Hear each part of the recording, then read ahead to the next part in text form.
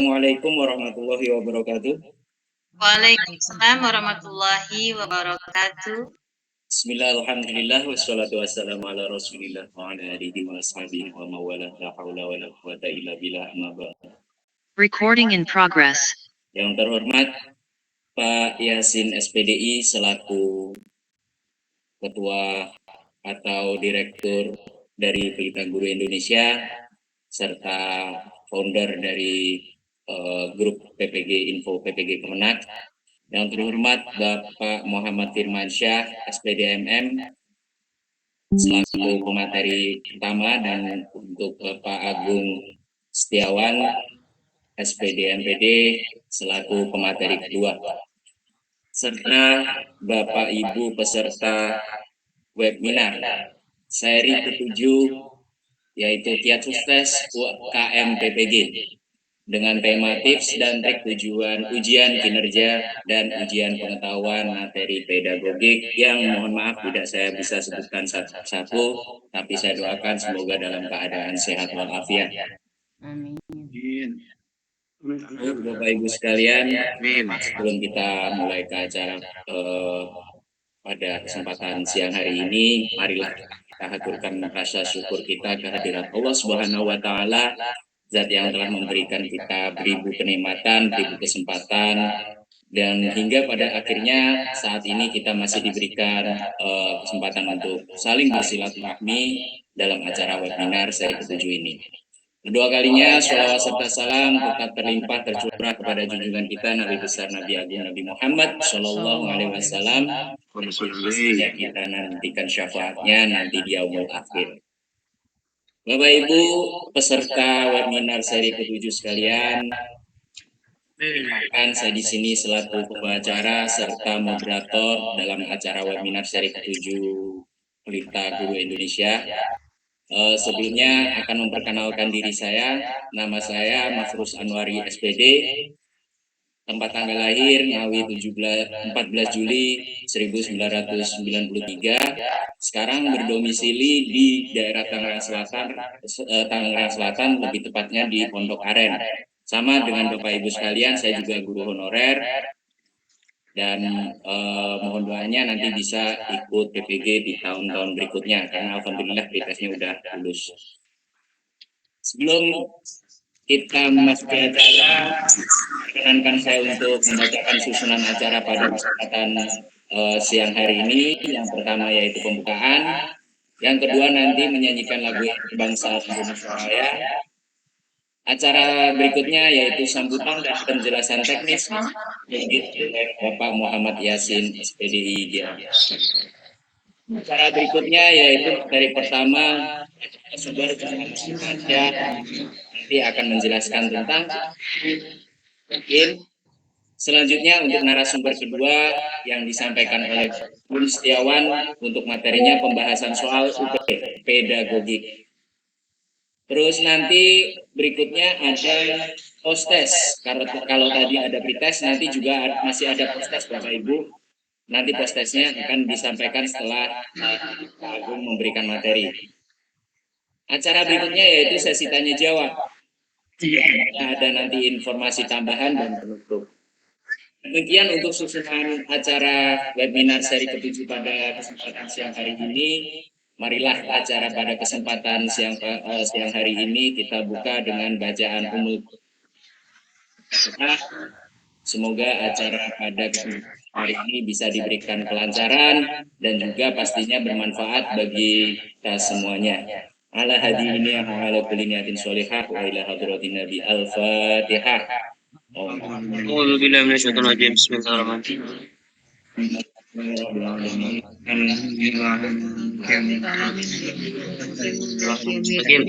صراط الذين أنعمت عليهم.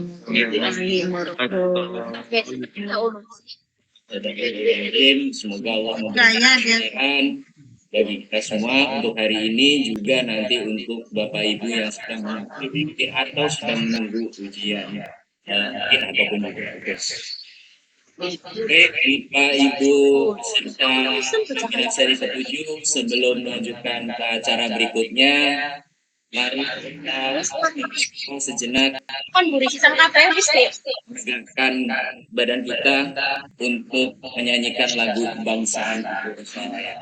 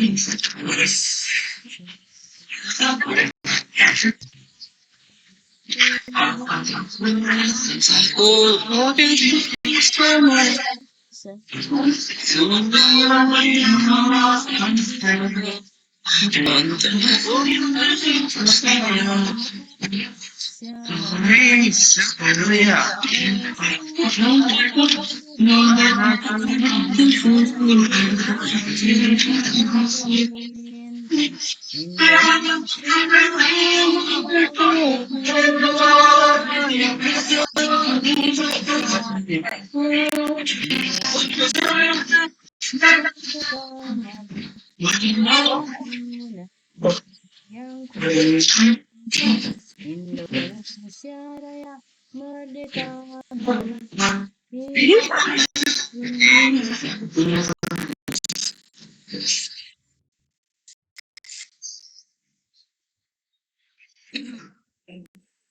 Terima kasih Ibu.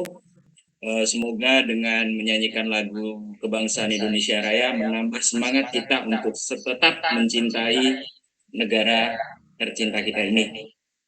Baik, untuk acara berikutnya yaitu sambutan sekaligus penjelasan tentang teknis pelaksanaan UKM PPG yang nanti akan disampaikan oleh Bapak Muhammad Yasin SPD IGR. Kepadanya Bapak Muhammad Yasin, kami persilahkan.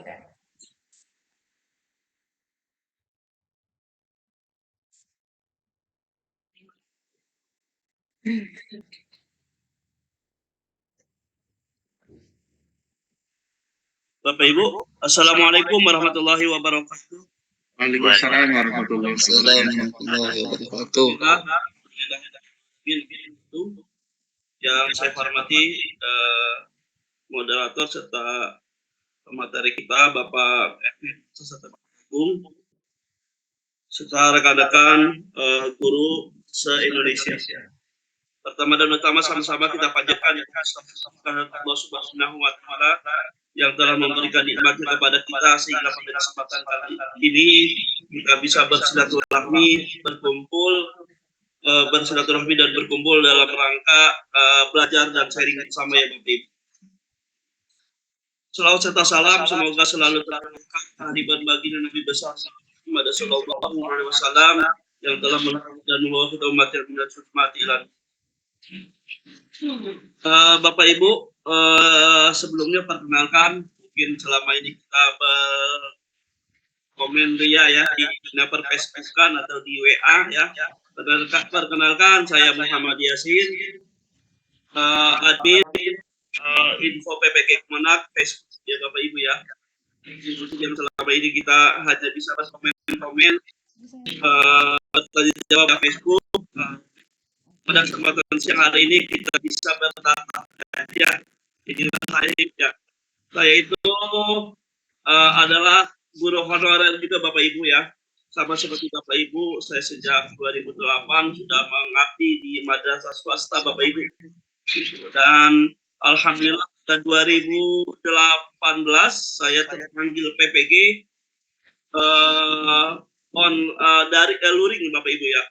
Jadi PPG Luring pertama kali itu di masa-masa saya di tahun 2018 tapi 4 bulan setengah.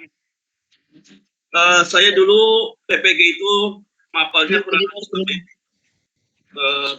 Memapal Quran hadis.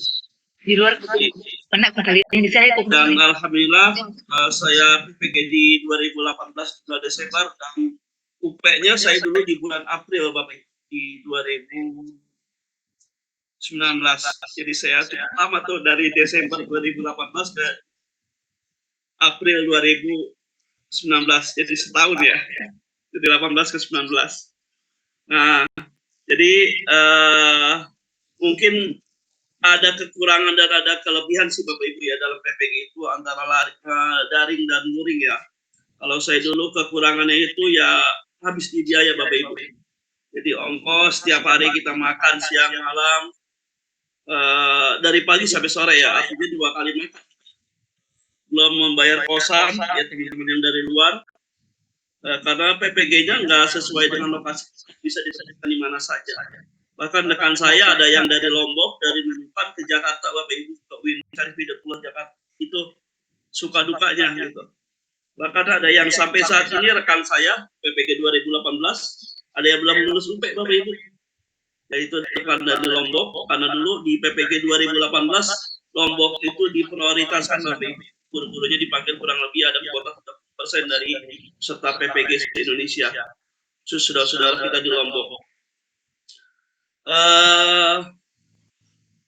Baiklah Bapak Ibu, di PPG sebenarnya ada 2 hal yang sangat penting di akhir-akhir untuk mengakhiri PPG Bapak Ibu, yaitu UKIN dan UP. Nah ini sebentar. Nah ini kelihatan ya Bapak Ibu ya? Firman kelihatan? Mantap Pak. Nah, ini Kelihatan Pak, Pak Isin. Ya, jelas banget. Nah, ini Pak, jelas Pak. Sekarang sudah tua. Sudah tua. Saya mungkin ya Bapak Ibu mungkin lebih senior. Saya itu 82 Bapak Ibu. Jadi usia udah 42 besok. Nah ini saya, sertifikat pendidik saya Bapak Ibu. Jadi yang menganggap saya selama ini PNS, ya saya sama seperti honorer ya, rata-rata mayoritas guru. Ini saya mapalnya Quran hadis Bapak Ibu ke sini. Lanjut. Nah, jadi apa sih itu UKIN Bapak Ibu? Nanti pemateri ketiga dan keempat akan menjelaskan secara spesifik UKIN dan UP. Jadi kita membahas UP dulu Bapak Ibu di sini. UKIN maksud saya. UKIN itu adalah uji kompetensi untuk menilai kemampuan peserta uji dalam merencanakan, melaksanakan, dan mengevaluasi pembelajaran, kompetensi pedagogik, kompetensi kepribadian, kompetensi sosial, dan profesional. Jadi ada beberapa yang dinilai, yaitu pedagogik, dan sosial, dan nah Bapak Ibu, dan menjunjung tinggi hak sama manusia. Uji kinerja atau UKIN PPG itu bisa berbentuk 2, yaitu praktek pembelajaran dan uji portofolio. Beda dengan 2018 angkatan saya. Kalau angkatan saya di 2018 itu hanya uji praktek Bapak Ibu. Praktiknya di depan guru, kalau saya ya di depan guru dan guru pamong serta siswa. Jadi real. Kita mengajar di depan siswa, sekaligus diawasi oleh dosen dan guru pamong. Jadi pengawasnya, pengujinya ada 2. Itu zamannya saya di 2018. Nah kalau sekarang itu cukup video nanti. Ngirim video dan portofolio. Bedanya di situ Bapak Ibu ya. Mengenang PPG di masa saya itu ada kejadian ketika teman saya mau tampil peer teaching ya, istilahnya buat UKIN itu, sempat datanya hilang Bapak Ibu. Ya, itu kebetulan teman saya dari Banten ya, Rangkas Banten, Rangkas Bitung. Dia sempat filenya ditaruh di flash disk. Kebetulan flash disknya mengandung virus, ada virusnya. Nah inilah pentingnya backup data menurut saya. Dia kalau tidak di-backup, untungnya pada waktu itu ketika selesai PPG saya memegang filenya saya Jadi file sekelas itu dikumpulkan, walaupun teman saya yang ini beda mapel, bukan beda kelas, tapi mapelnya sama. Saya kebetulan di kelas Quran hadis 2, saya itu di Quran hadis 3. Sedangkan PPL-nya, ketika PPL, kami itu satu. Jadi PPL angkatan saya itu luring mencari sekolah. Siapa yang bersedia menampung PPL saya sekaligus mungkin di situ di sekolah saya itu juga. Nah, ketika teman saya itu tampil mau presentasi, paginya, siang jam 10 dia mau tampil, ketika pagi jam 10 sampai jam 7, filenya itu saya mau print. Kejadian yang sangat, ibaratnya membuat teman saya sampai shock gitu, Bang. Nah, itu. Nah, akhirnya karena saya punya inisiatif, ya saya keluarkan saja file dari RPP yang saya pegang. Walaupun beda kelas, gitu. Saya cari materi yang sama. Alhamdulillah akhirnya beliau lulus. Mungkin, gitu Bapak Ibu. Nah, Bapak Ibu, uji praktek itu, praktik mungkin itu meliputi uji persiapan dan pelaksanaan. Dan dia di-upload di YouTube. Ya, jadi nanti teachingnya mengajarnya di-upload di YouTube. Sama si Bapak Ibu kemarin, gitu ya. Lalu yang kedua ada dokumen, jelaskan saya yang lagi ya. Nah, apa itu? Dokumen portofolio yang mencakup pengembangan pengembangan diri, penelitian, refleksi diri, karya. Nah, beruntunglah Bapak Ibu yang berkesempatan siang hari ini belajar bareng, karena nanti kita istilahnya membuatkan sertifikat buat Bapak Ibu semuanya. Siang hari ini insya Allah sekitar semingguan kita buatkan sertifikat buat Bapak Ibu. Sertifikatnya insya Allah valid ya Bapak Ibu ya, karena berbarcode dan kita sediakan bersama-sama. Artinya peristiwanya tidak ada, cuma kegiatannya ada. Kita buatkan dan insya Allah Bapak Ibu nggak usah khawatir validannya, karena dikeluarkan lembaga kita. Bapak Ibu, saya lupa menjelaskan. Alhamdulillah berkat info PBG, akhirnya saya membuat lembaga Bapak Ibu, membuat yayasan, namanya Pelita Guru Bapak Ibu, Pelita Guru Indonesia, dan alhamdulillah yayasan ini badan hukum resmi Berkemenkumham. Ya, nih ini saya kasih ujuk Bapak Ibu sebentar ya, filenya. Maaf. Sebentar kita keluar sedikit. Ini filenya Bapak Ibu ya, kalau saya sharing lagi di sini.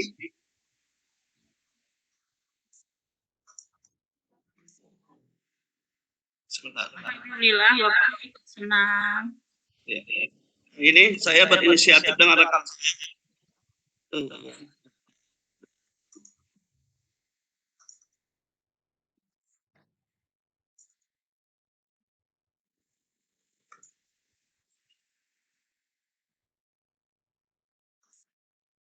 Ibu ya.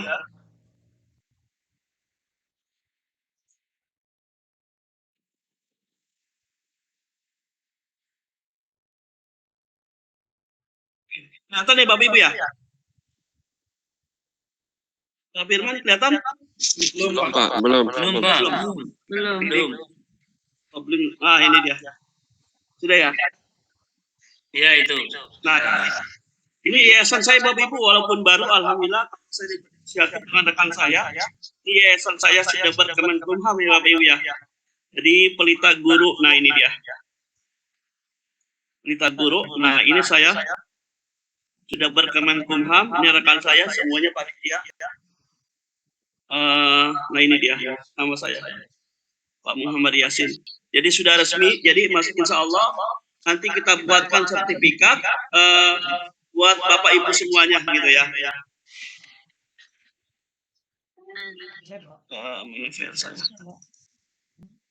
Lanjut Bapak Ibu ya. Nah, sebentar. Nah ini dari portofolionya nanti yang di-upload mungkin Bapak Ibu. Sama intinya dokumen portofolio yang di-upload itu tidak jauh beda dengan file RPL. Jadi kalau Bapak Ibu kemarin file RPL tidak jauh beda. Cuma ada beberapa hal nanti yang wajib di-upload dan itu harus. Nanti akan dijelaskan oleh rekan saya file apa saja gitu. Dan insya Allah akan kita berikan juga Bapak Ibu file-filenya nanti contohnya. Ya. Lanjut. Nah, ini yang jadi mungkin itu cuma 3 hari Bapak Ibu. Nanti uploadnya. Kalau ke YouTube itu kurang lebih sehari atau 2 hari ya. Nanti upload mungkinnya 3 hari. Diberi kesempatan oleh pihak kampus. Nah, lanjut mengenai UKIN itu Bapak Ibu. UKIN itu bila tidak lulus, saya 18 itu membayar 1 juta Bapak Ibu UKIN kalau tidak lulus. Kita mau ikut UKIN di tahun yang akan datang, maka membayar 1 juta. Adapun semenjak beberapa tahun yang lalu diubah kebijakannya menjadi 600. Jadi kalau kita tidak lulus UKIN, kita bayar lagi gitu. Adapun UKIN kita yang pertama ini dibayarkan oleh pemerintah. Jadi sudah termasuk biaya PPG. Kalau Bapak Ibu, ya mudah-mudahan kita berharap semuanya lulus semuanya ya Bapak Ibu ya. Ya, Amin. Amin. Kalau UKIN itu bayarnya sekitar 600.000. Nanti ditransfer ke LPTK, biasanya nanti diberi kabar di informasi. Nah, lalu kalau UP berapa? UP itu 300.000 biayanya. 300.000. Nah, lalu apa yang disiapkan oleh saat UP ini yang harus ada tab dan charger? Kuota sebagai ratingnya nanti ya. HP itu seperti biasa buat Zoom, nanti yang mengawasi kita itu Zoom ya pakai HP dan di HP kita tuh harus terinstall Zoom dan tongsi sebagai penyangga HP Bapak Ibu. Nah, lanjut ya Bapak Ibu ya. Di sini jumlah soalnya berapa sih? Jumlah soal UP itu kurang lebih ada 120 soal.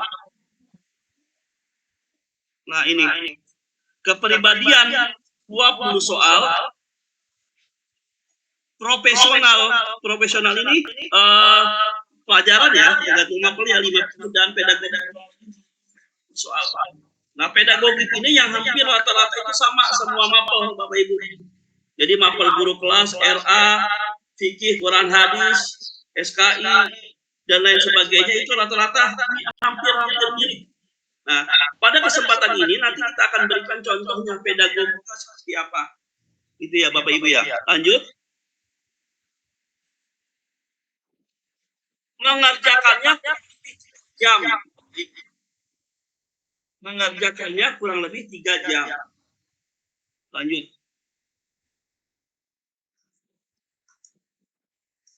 Nah, tips mengerjakan UP yang pertama itu Bapak Ibu, pelajari kisi-kisi UP. Dari mana kisi-kisi UP? Bisa di-download Bapak Ibu. Bisa di-download di web KMPPG. Nanti kita kasih linknya. Dan saya kasih contoh kisi-kisinya. Lalu yang kedua, pelajari lagi semua isinya. Kita pelajari semua modul dan profesional cicil dari sekarang. Dan yang ketiga, perbanyak latihan soal layout dan pembahasan. Jadi latihan soal, layout dan pembahasan kita pelajari gampang Bapak Ibu. Kasih contohnya. Dan yang keempat, diskusi dengan teman yang telah lulus. Nah, ini jadi mungkin dari Bapak Ibu yang punya rekan-rekan KKN, satu kota, satu wilayah, cari silakan yang telah lulus, tanya bagaimana siapa sih soalnya, gitu. Kita tanya. Kalau biasanya sih rekan-rekan punya soal-soal tryout dari kampus. Yang keempat, yang kelima, jangan belajar sistem SKS. Jadi inilah pentingnya kita jangan tidak dalam belajar ya Bapak Ibu ya, karena ujiannya besok, satu malam kita belajar buat besok, tidak seperti itu. Jadi kita kecil sama seperti anak murid kita. Lalu apalagi? Nah ini, kerjakan semua soal dan jangan dikosongi. Tipsnya, kerjakan semua soal dan jangan ada yang dikosongi. Lalu kerjakan secara runtut. Kalau bisa diusahakan kerjakan secara runtut. Tujuannya apa? Karena soal diacak. dari beberapa paket. Kalau kita tinggal, ngerinya nanti tidak bisa dikerjakan lagi. Nah, ini soal psikotes, kerjakan isi yang paling ideal sesuai dengan tuntutan profesi. Psikotes ini biasanya tidak dipelajari di kampus. Seperti saya dulu soal psikotes itu. Dan yang terakhir, berdoa dan baca salawat di setiap soalnya. Ini sih benar-benar manjur, Bapak Ibu. Berapa yang teman saya buktikan gitu. Jadi setiap mengerjakan salawat. Gitu aja Bapak Ibu ya. Salawatnya apa ya Pak Yasin? Salawat seperti biasa aja Ibu, kita baca salawat. Gitu. Saya alhamdulillah Bapak Ibu, walaupun saya bukan ahlinya, saya itu sama seperti Bapak Ibu. PPG itu kan mapel yang saya ampuh. Saya itu aslinya mengajar Bapak Ibu.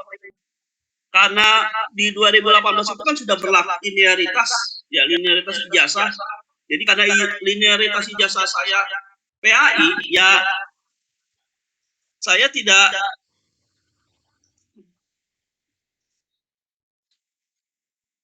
bisa mengambil pelajaran lain gitu selain kedokteran hadis gitu. Nah, otomatis ketika saya PPT saya kebingungan Bapak Ibu. Saya kebingungan karena apa yang saya pilih itu bukan ahlinya, bukan keahlian saya gitu. Tapi dengan izin Allah, ya alhamdulillah karena saya seriuskan belajar, alhamdulillah di 2019. Ya, demikian Ibu ya pemaparan dari saya. Untuk tanya jawab nanti di sesi terakhir ya Bapak Ibu ya. Demikian dari saya. Akhirul kalam. Wassalamualaikum warahmatullahi wabarakatuh. Waalaikumsalam warahmatullahi Warahmatullahi wabarakatuh. Silakan pemateri.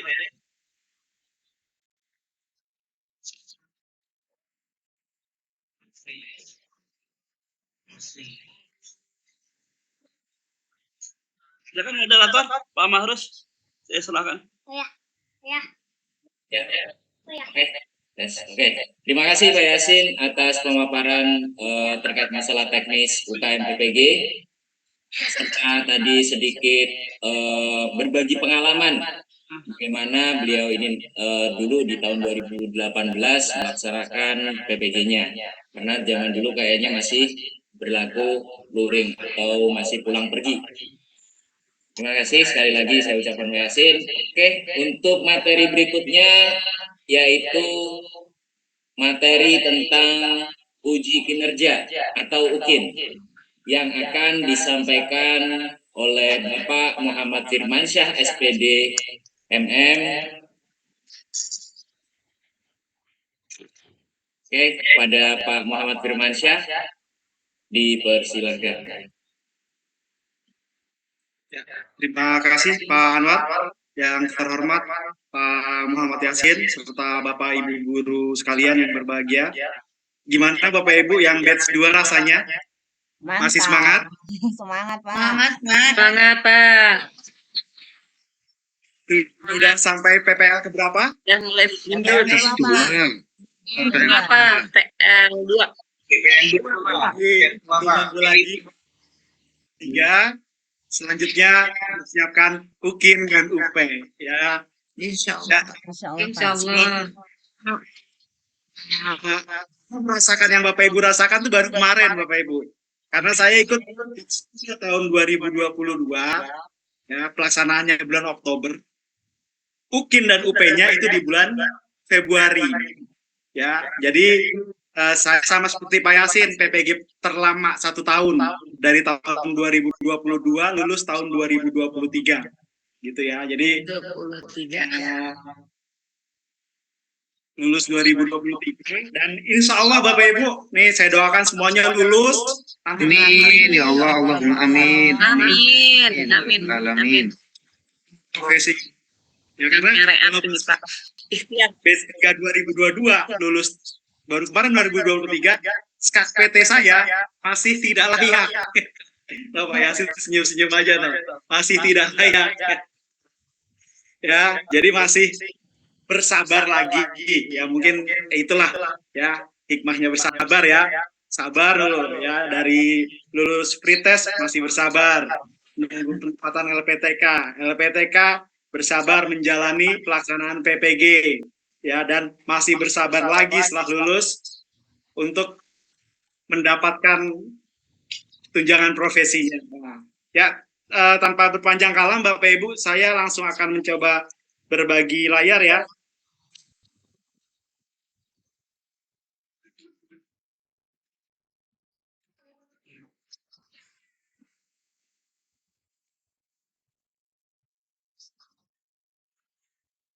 Berantar tuh kameranya. Mana kameranya ini?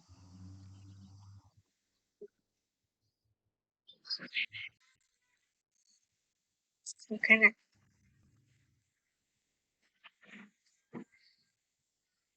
Ini. Siapa ini?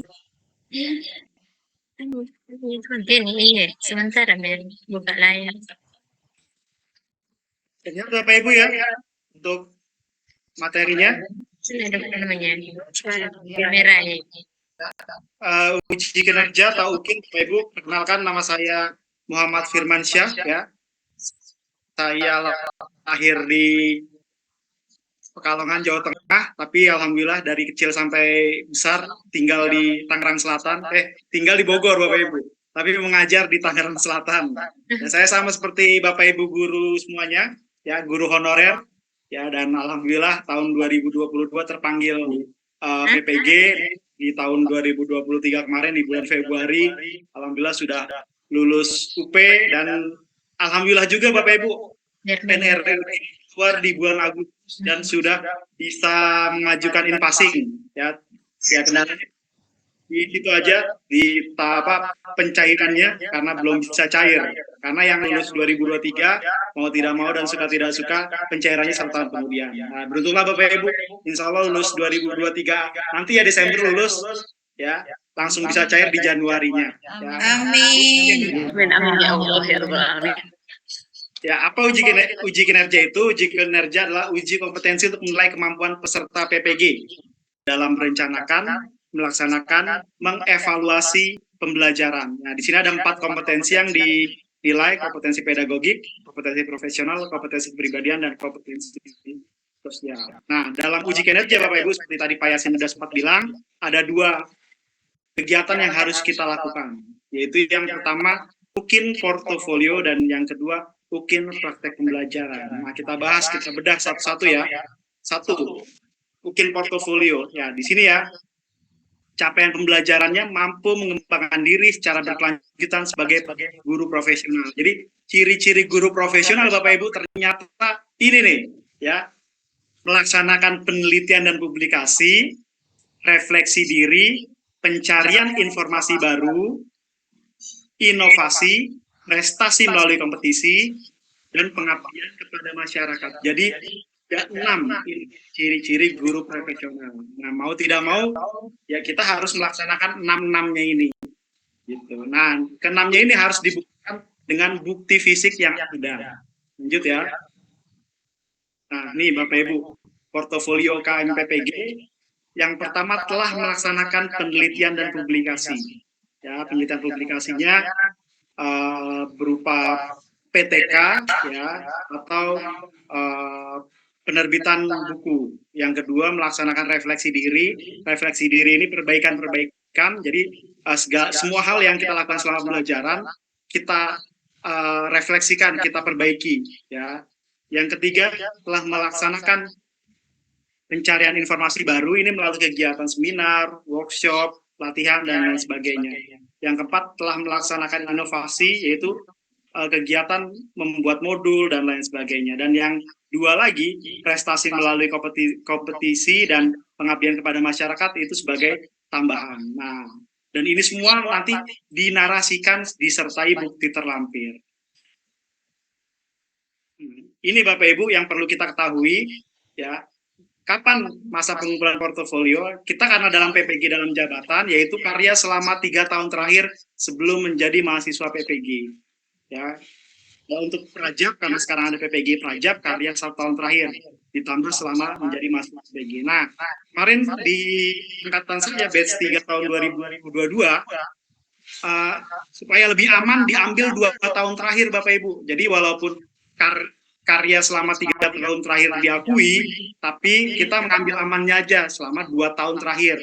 Misalkan Bapak Ibu sekarang PPG tahun 2023, berarti 2022, 2021. Ya, jadi karya selama 2021, 2022 dan 2023 itu bisa dijadikan sebagai bahan portofolionya. Next, lanjut ya.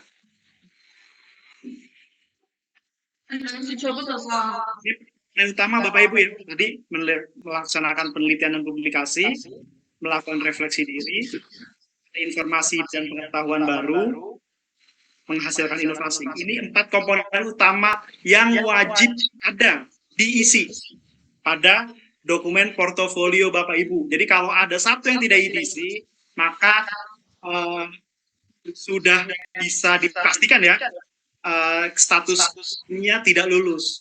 4 ini yang wajib diisi.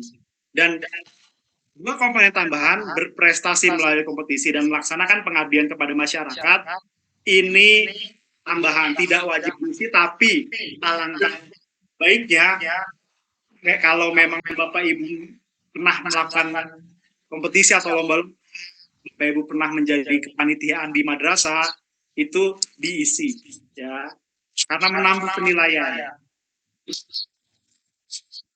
Nah, ini Bapak Ibu, kita bahas satu persatu, melaksanakan penelitian dan publikasi. Nah, di sini dibuktikan dengan kepemilikan laporan penelitian atau artikel yang diseminarkan atau dibahas di forum ilmiah tertentu dan dimuat dalam prosedur, artikel yang dimuat dalam jurnal ilmiah terakreditasi maupun tidak terakreditasi, tulisan ilmiah yang dimuat dalam majalah, tabloid, koran, newsletter, atau buletin, baik lokal, regional, nasional, maupun internasional, yang relevan dengan mata pelajaran yang untuk skripsi, disertasi, dan makalah yang dihasilkan sebagai penyuluhan tugas akademik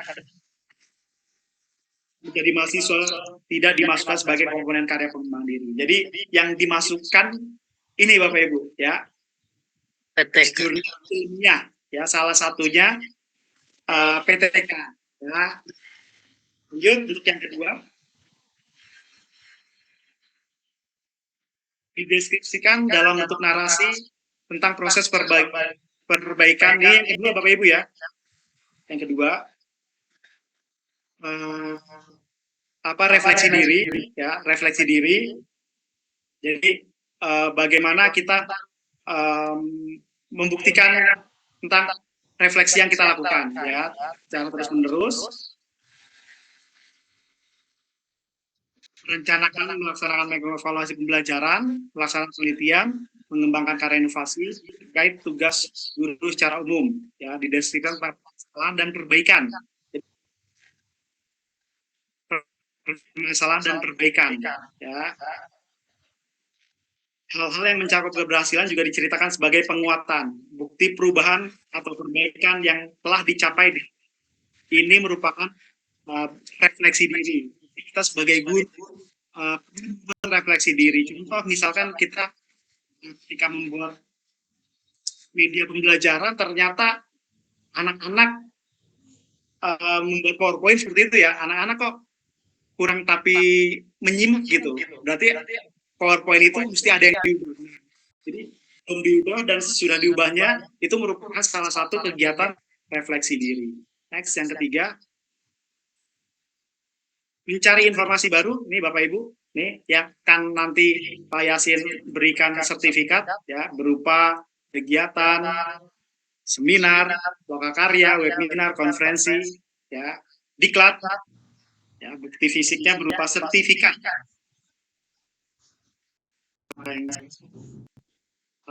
Mendukung kegiatan MGMP atau KKG. Selanjutnya, menghasilkan karya inovasi.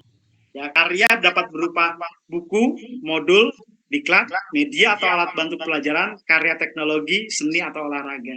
Jadi misalkan Bapak Ibu membuat ini semua, modul, saya ambil yang gampang dulu ya buat Bapak Ibu. Bapak Ibu membuat modul, silakan modul itu dibuat dan disahkan oleh kepala madrasah. Gitu ya. Jadi ada tanda tangan kepala madrasah bahwa modul itu dibuat benar oleh Bapak Ibu dan digunakan di madrasah. Atau enggak Bapak Ibu membuat media pembelajaran. Ya, kalau kelas 6 itu ada pelajaran rangkaian seri dan rangkaian paralel. Bapak Ibu membuat medianya, ya, membuat alat peraga rangkaian seri dan rangkaian paralel. Bapak Ibu silakan dokumentasikan, dan setelah didokumentasikan, jangan lupa dimintakan surat keterangan dari kepala madrasah, dan itu bisa dijadikan sebagai bukti karya inovasi.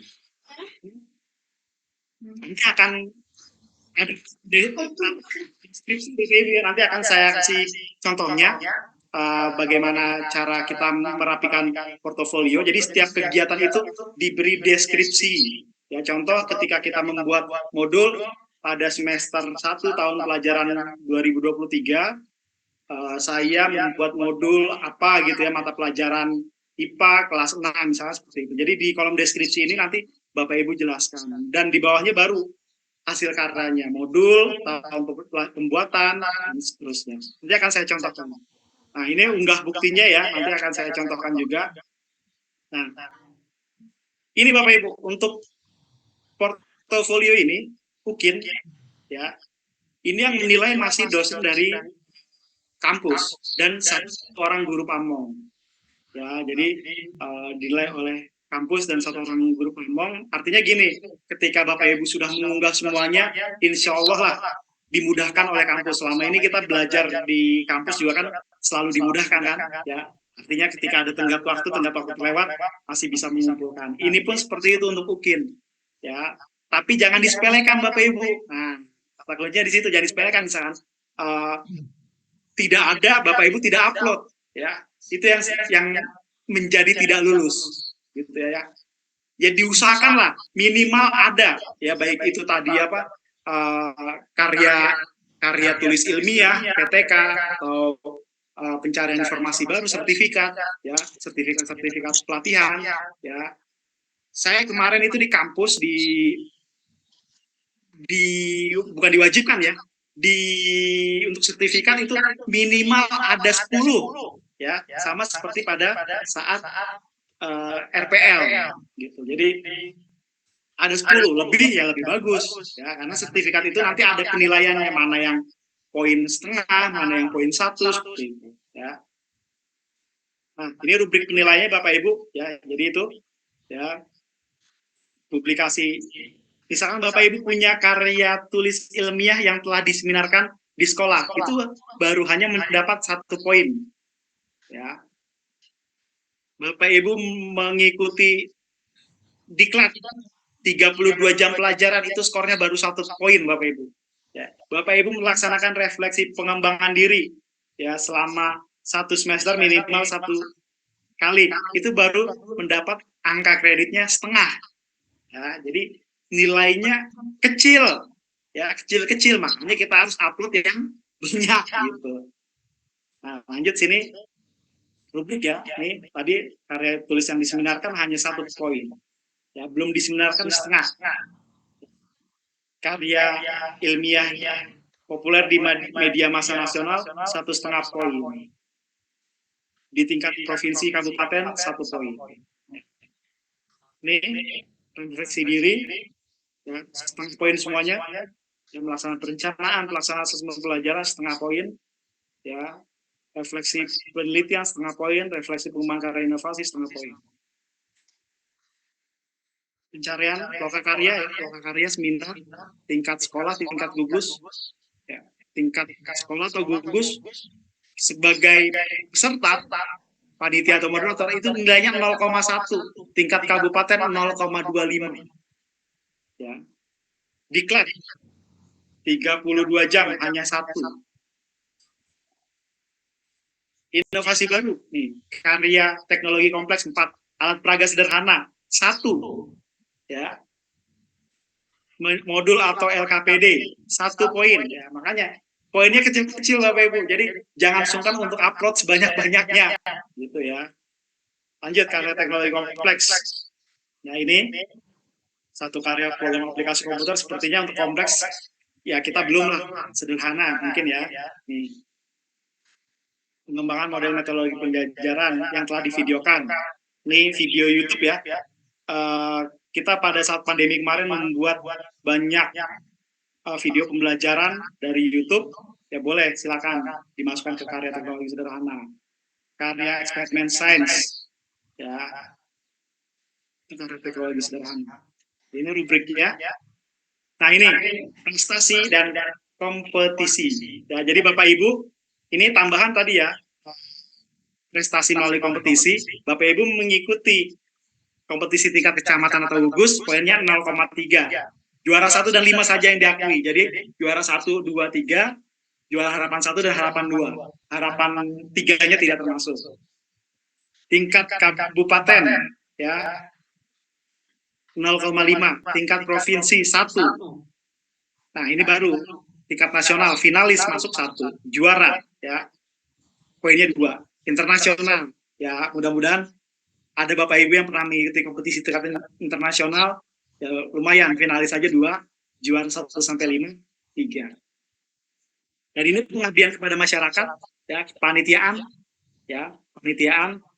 Di sini ketua dan selain ketua. Selain ketua yang diakui hanya wakil ketua, sekretaris dan bendahara. Anggota tidak diakui.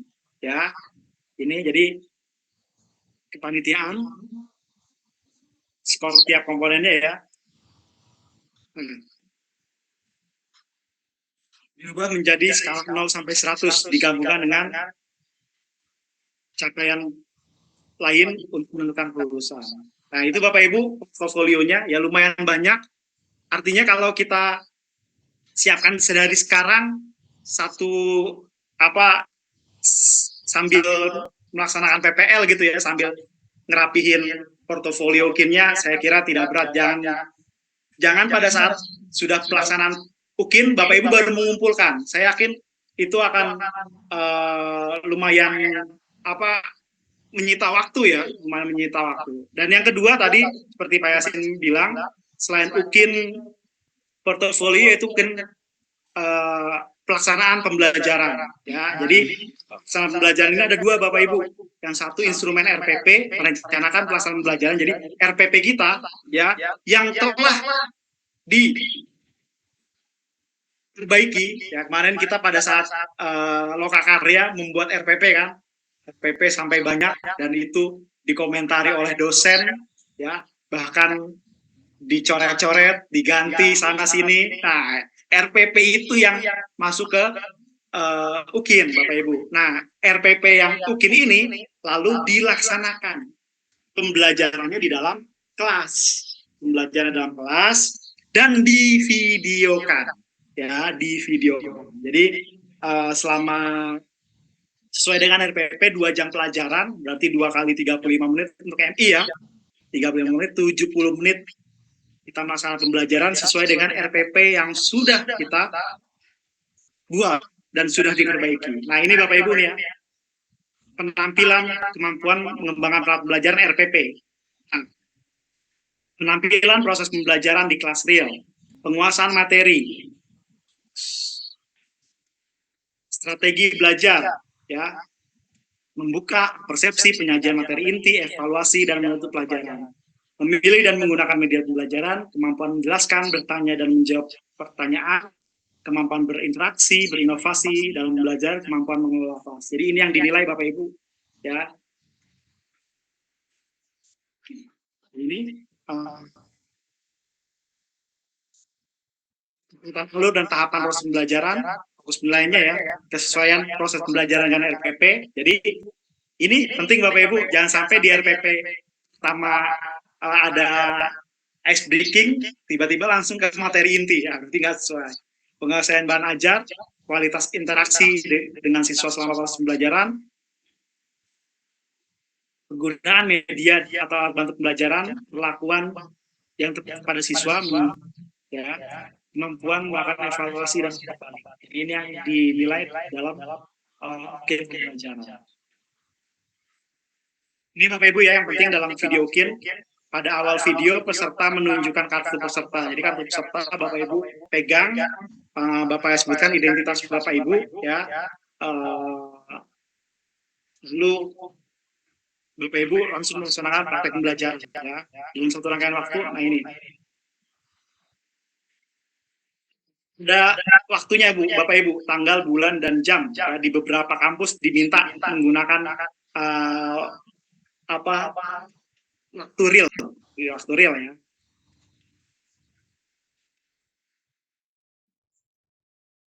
Prosedurnya, nah ini tugas peserta atau mahasiswa. Peserta mengunggah RPP ke dalam sistem UKIN. Peserta mempraktekkan pembelajaran.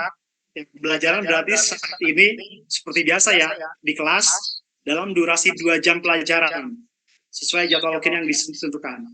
Nah, ini. Peserta merekam praktek pembelajaran dan mengeditnya menjadi file berdurasi 30 sampai 40 menit. Ini kata kuncinya di sini Bapak Ibu. Menjadi file berdurasi 30 sampai 40 menit. Minimal membuat kegiatan pendahuluan inti dan penutup. Peserta buat tautan link video pembelajaran dan memastikan tautan dapat diakses. Tautan diisikan ke form pendaftaran UKIN PPG. Peserta mengunggah fakta integritas bermaterai dengan form yang disediakan panitia. RPP, portofolio, video, dan fakta integritas diunggah, diisikan selama-lamanya 3 hari sebelum pelaksanaan penilaian UKIN. Jadi 3 hari ya Bapak Ibu pelaksanaan. Tadi itu semua ya. Ini tugas panitia, penguji, ruang lingkup ya, ketepatan alur, kesesuaian proses pembelajaran, penguasaan bahan ajar, kualitas interaksi, tadi sama penggunaan media ya. Ini sanksi nanti ada sanksi saat pada jika ada pelanggaran Bapak Ibu ya. Nah ini Bapak Ibu, rumus pembuatan portofolio pada nilai UKIN, UKM PPG. Jadi di keempat komponen utama tidak boleh kosong. Skornya 6 kali skor praktek pembelajaran. Jadi yang penting Bapak Ibu sebenarnya praktek pembelajarannya. Jangan sampai video yang Bapak Ibu unggah itu tidak bisa dilihat oleh penguji. Ya, jangan sampai video yang Bapak upload itu tidak menjelaskan alur proses pembelajaran. Jadi dosen itu meminta pada setiap kegiatan itu ada deskripsinya Bapak Ibu, kegiatan pendahuluan, membaca doa, gitu ya. Di video tersebut ada teksnya kurang lebih seperti itu. Ditambah dengan nilai portofolio dibagi 7, itu nilai UKIN. Dari nilai UKIN ini kita dinyatakan lulus atau tidak. UKIN-nya. Nah, ini kelulusan UKM PPG secara keseluruhan. Ditentukan oleh kelulusan UKIN dan UP. Ya, UKM PPG batas kelulusan minimal 70. Skala 0 sampai 100, rapat pleno, ini. Ulang dalam batas 3. Ya, itu saja Bapak Ibu. Sebelumnya saya ingin ngasih contoh ya. Memberi contoh.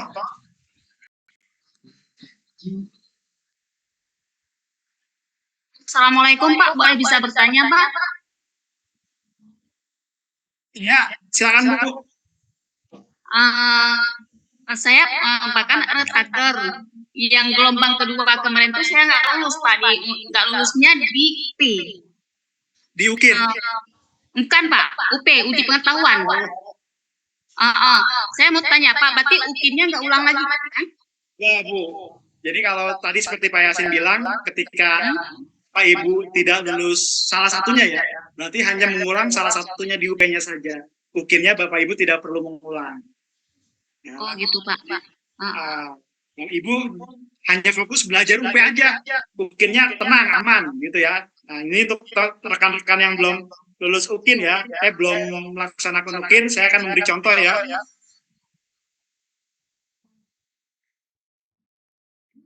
UP-nya nanti akan dikasih tahu kapan makannya Pak ya? Iya Bu, nanti akan dikasih tahu ada jadwalnya. Terima kasih Pak. Sama-sama. Jadi ini Bapak Ibu, Banyak. satu ya, tabel kegiatan pelaksanaan penelitian.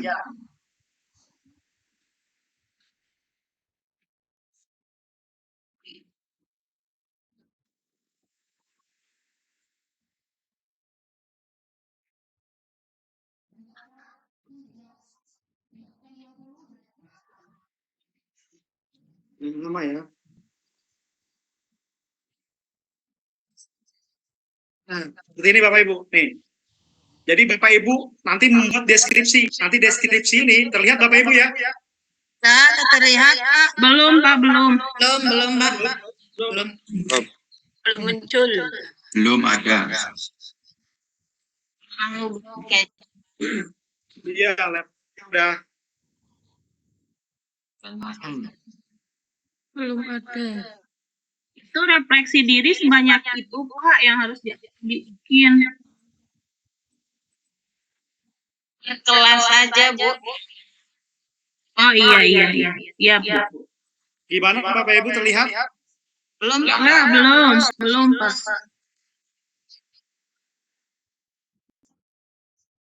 Ini Pak, Kak. Kasih filenya, Pak. Boleh minta filenya, Pak.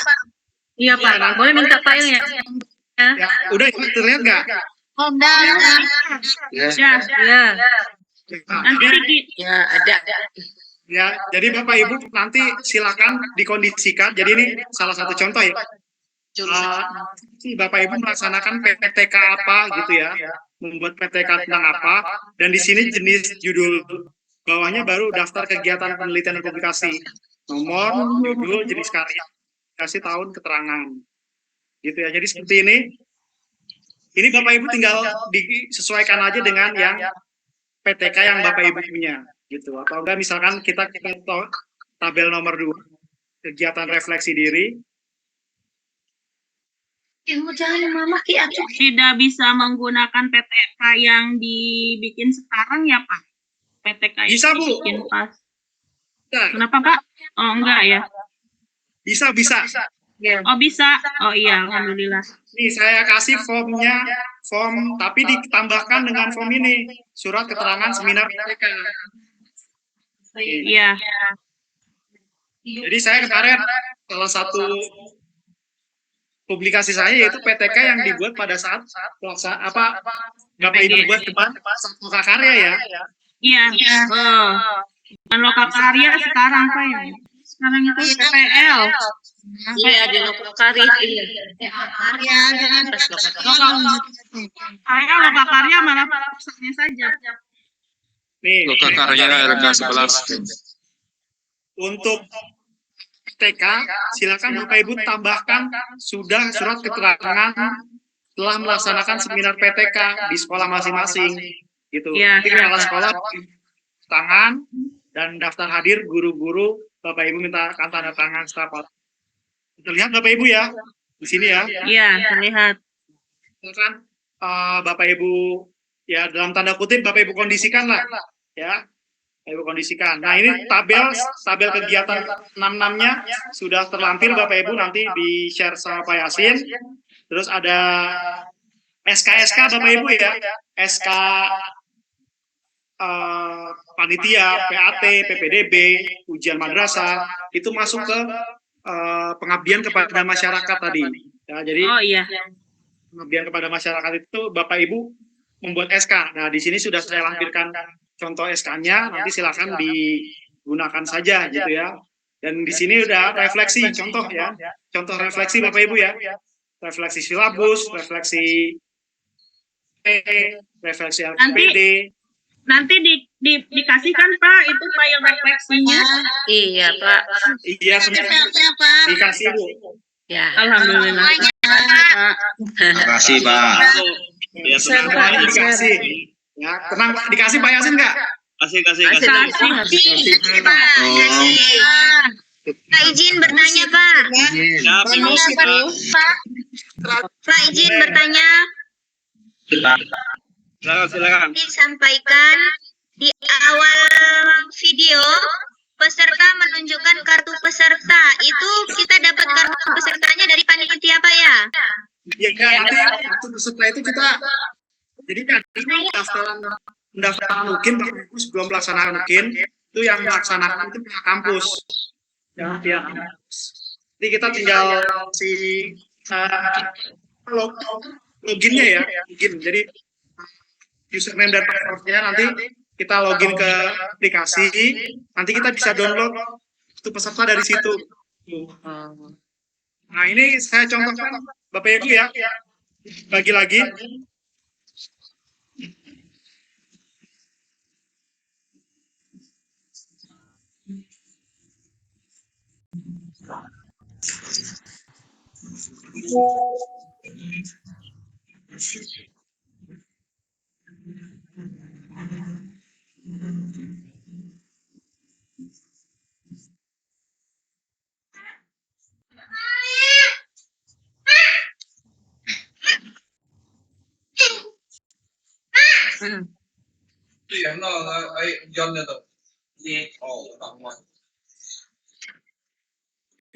Tidak Bapak Ibu?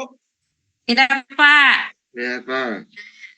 Sudah, Pak. Ya, jadi video UKIN saya ya Bapak Ibu ya. Jadi video UKIN di sini. Lihat ya. Terlihat, Pak. Lihat. Video pembukanya. Nah, seperti ini. Perlihatkan kartu pesertanya. Nah, ini data praktek pembelajarannya. Ulangi, Pak. Dari depan dulu, Pak. Nurdianto. Pak Nurdianto. Jelas, Pak Nurdianto. Dari awalnya, Pak. Makan aja, Pak. Slow, Pak, slow.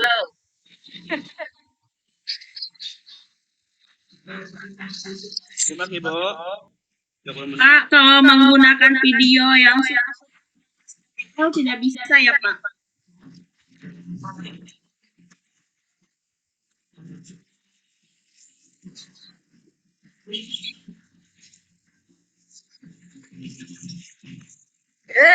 Arteramu.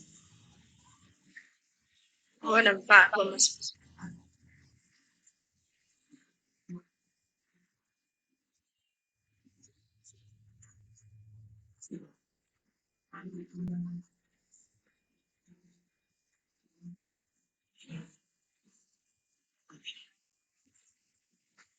Langsung aja, Pak.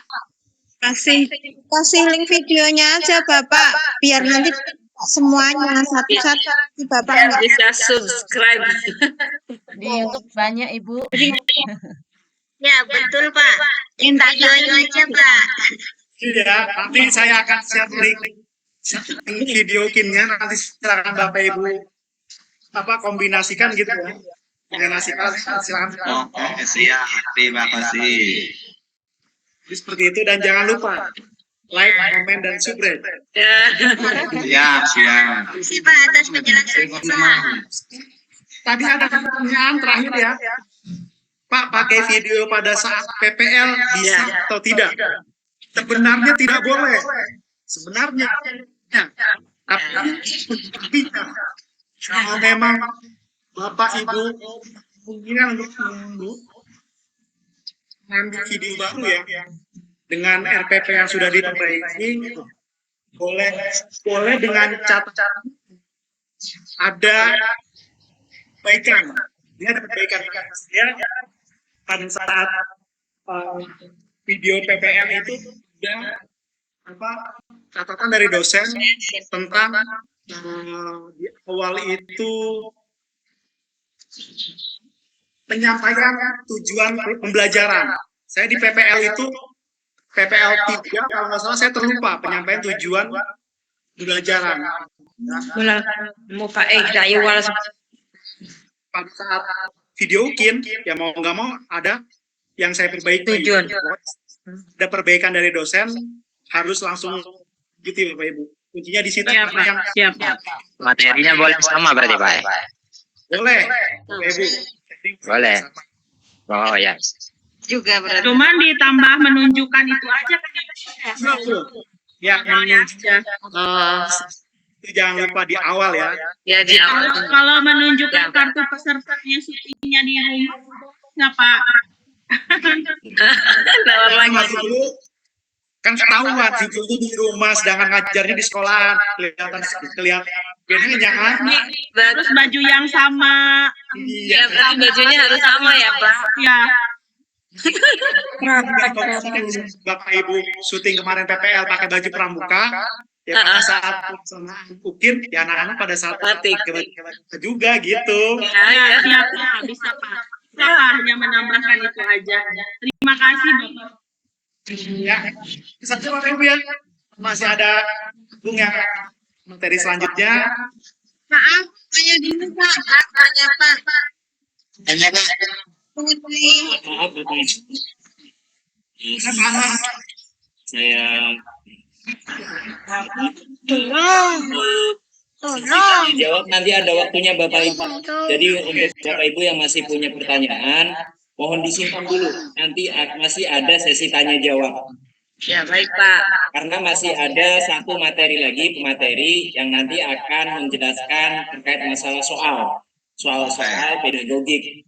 Nanti sedikit informasi untuk setelah pemateri kedua, setelah Pak Firman ini, yaitu Pak Agung, itu nanti kita masih ada post test. Kalau tadi pretest, nanti kita akan kasih Tesnya aja belum diisi, Pak. Saya cukup Pak Nur ya. Terima kasih atas materi Ibu. Selesai Pak. Pertanyaan dulu, nanti masih ada sesi.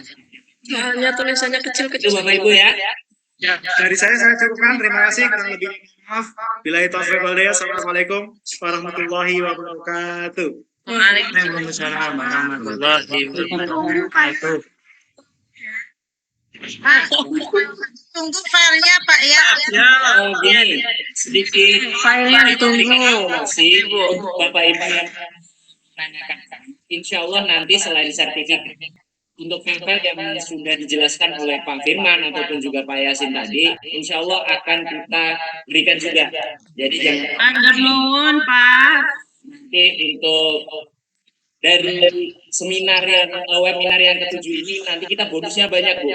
Termasuk juga nanti khusus ibu-ibu boleh foto bareng dengan Pak Yasin, itu bonusan lagi.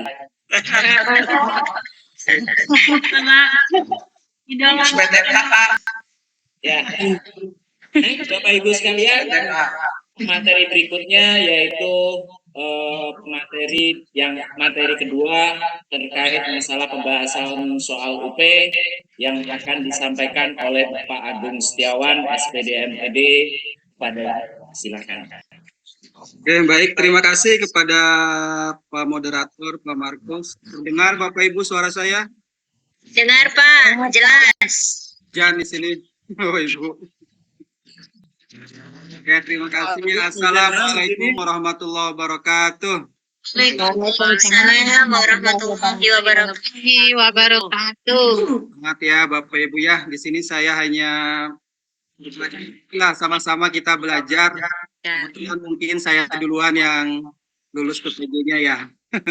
Jadi berbagi saja ya Bapak Ibu.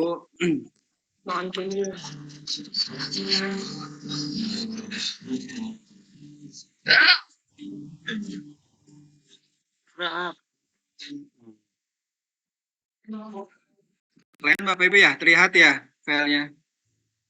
Iya.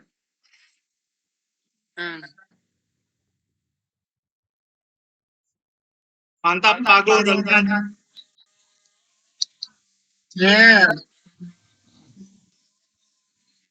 Ibu di-unmute ya, di-unmute semuanya.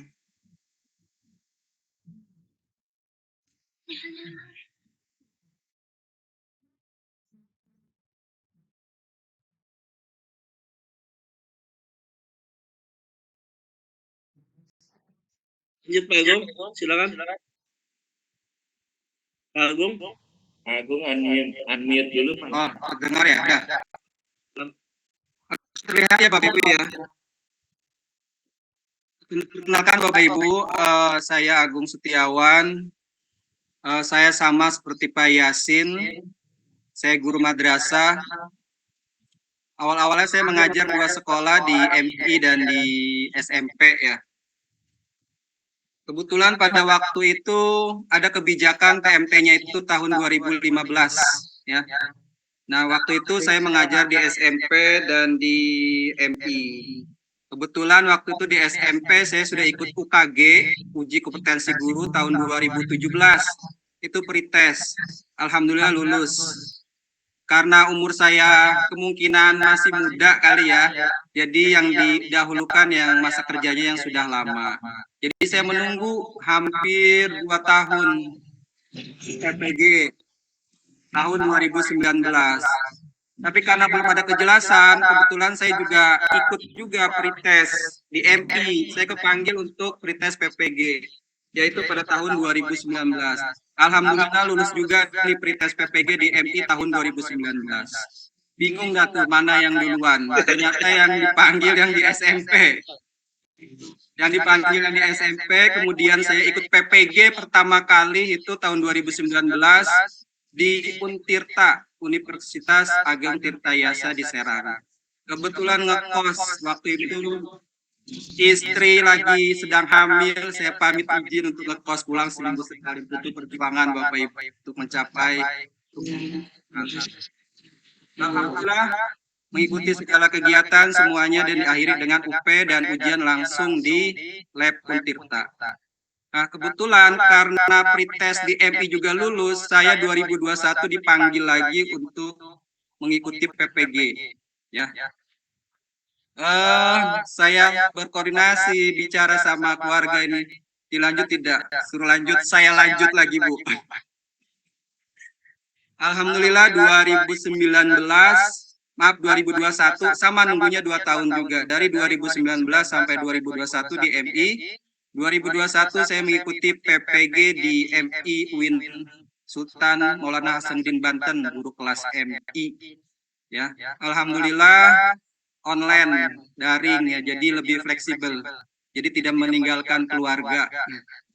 Alhamdulillah lulus sekali langsung UP langsung lulus, kebetulan online sama sibuk juga ya, online-nya menggunakan ya handphone, tripod itu sebagai, ada yang ngawasi juga, sama lah seperti sekarang ini yang online ya, menyiapkan berkas untuk UKIN. Alhamdulillah tahun 2021 ya, ini saya yang di MI ini saya lulus PPG, yang di SMP ini tahun 2019. Jadi saya alhamdulillah punya 2 sertifikat pendidik, tapi akhirnya ujung-ujungnya suruh memilih juga salah satu karena NRG-nya sama ya. Alhamdulillah saya sekarang ke SMP karena sudah kepanggil P3K dan alhamdulillah tahun salah 2023 pendaftarannya tahun 2020. Kebetulan rezeki juga karena di dinas penilaiannya tidak ikut tes, saya kebetulan dinilai langsung oleh pengawas, kepala sekolah, sama guru senior. Jadi ditempatkan di sekolah tersebut. Jadi saya sekarang menggunakan sertifikat yang dari Untirta ini. S1 saya Pendidikan Bahasa dan Sastra Indonesia di UIN Jakarta, lulus tahun 2012. Kemudian lanjut lagi linearitas S1 PGMI UMJ Muhammadiyah Jakarta, lulus tahun 2017, ini program linearitas Kementerian Agama. S2 yaitu Manajemen Pendidikan Islam UIN Jakarta, lulus tahun 2018. Nah, ini program beasiswa ya, dulu itu ada program beasiswa buat kepala sekolah, guru dan pengawas. Nah, ini PPG Bahasa Indonesia di Untirta Serang tahun 2019. Dan satu lagi PPG Guru Kelas MI di UIN Maulana Hasanuddin Banten tahun 2001. Alhamdulillah. Oke, baik Bapak Ibu, kita lanjut terkait soal pedagogik ya Bapak Ibu ya. Di sini saya hanya berbagi saja ya Bapak Ibu, sama-sama kita belajar. Bukan berarti saya paling bisa, paling apa, sama-sama kita belajar di sini. Terlihat ya Bapak Ibu ya? Pak Yasin terlihat monitor? Belum, Pak. Belum.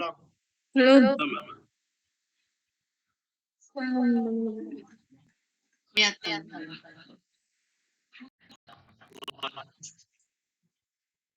Sip, mantap Pak. Kelihatan. Sama saya juga seperti Bapak Ibu ketika mau UP itu dagdikdukder, karena ini ujian terakhir penentuan kelulusan. Ada yang bilang UP itu urusan pusat, ya entahlah apa namanya gitu ya.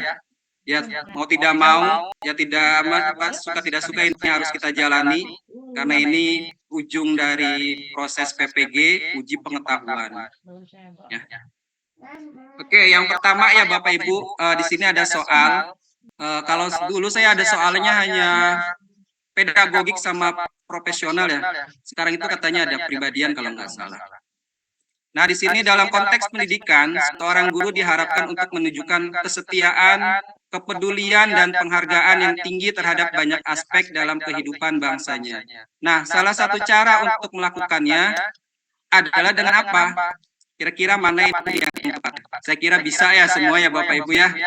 Jawabannya adalah melibatkan peserta didik dalam kegiatan ekstrakurikuler yang relevan dengan budaya mereka. Ini sesuai ya Bu ya. Gampang lah kali ini ya Bu. Berikutnya yang kedua, seorang warga negara memiliki tanggung jawab untuk mempertahankan persatuan, kesatuan, serta kepentingan dan keselamatan bangsa dan negara. Nah, sebagai kepentingan bersama di atas kepentingan pribadi dan golongan, bagaimana konsep yang dapat disampaikan dalam pendidikan? Yang mana Bapak Ibu kira-kira? B. Yang B, Pak. Kira-kira yang mencerminkan yang mana? Yang B ya Bu ya? Ya. Mengajar peserta didik tentang sejarah dan nilai-nilai kebangsaan. Dari sejarah dan nilai-nilai kebangsaan kita dapat memahami ya bagaimana kita lebih mementingkan kebersamaan daripada diri sendiri. Berikutnya adalah seorang guru di Indonesia ingin menunjukkan keunggulan bangsa Indonesia dalam mendidik kepada peserta didiknya. Salah satu tindakan yang nyata, tindakan yang konkret yang dapat dilakukan guru itu adalah betul ya Bu ya, membuka peluang bagi peserta didik untuk belajar tentang berbagai budaya dan pemikiran dunia.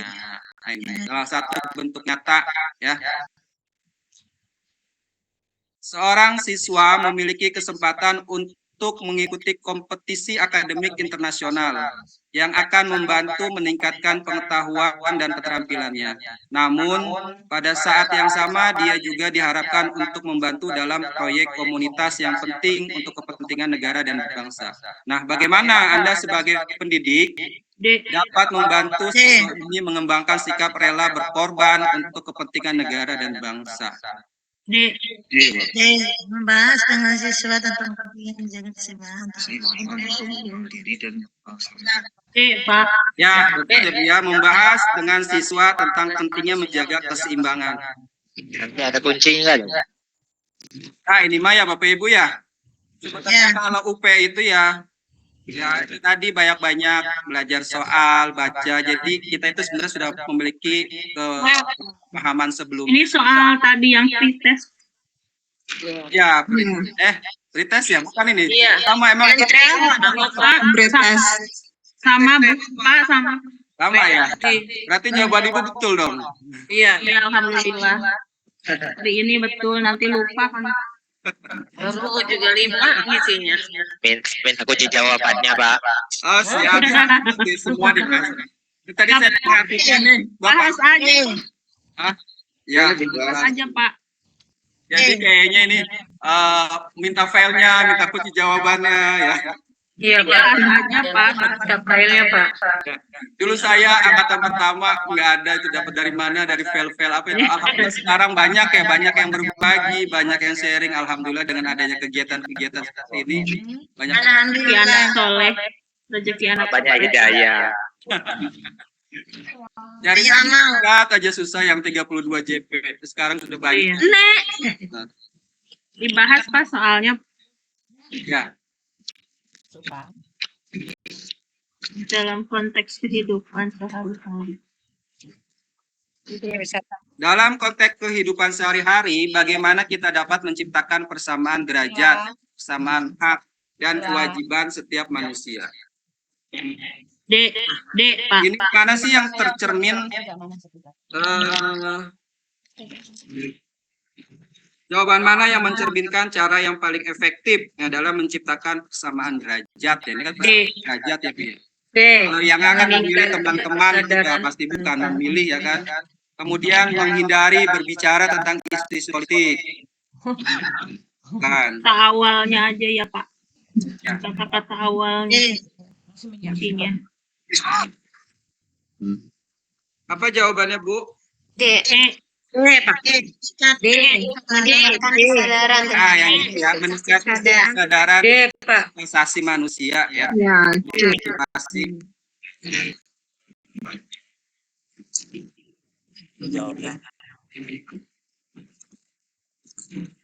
Dalam kehidupan sehari-hari, bagaimana kita dapat mengambil keputusan yang dapat dipertanggungjawabkan secara moral kepada Tuhan yang Maha Esa dan menunjukkan Mencari solusi yang memadukan nilai moral. Cari solusi memadukan nilai Cari solusi yang memadukan nilai moral.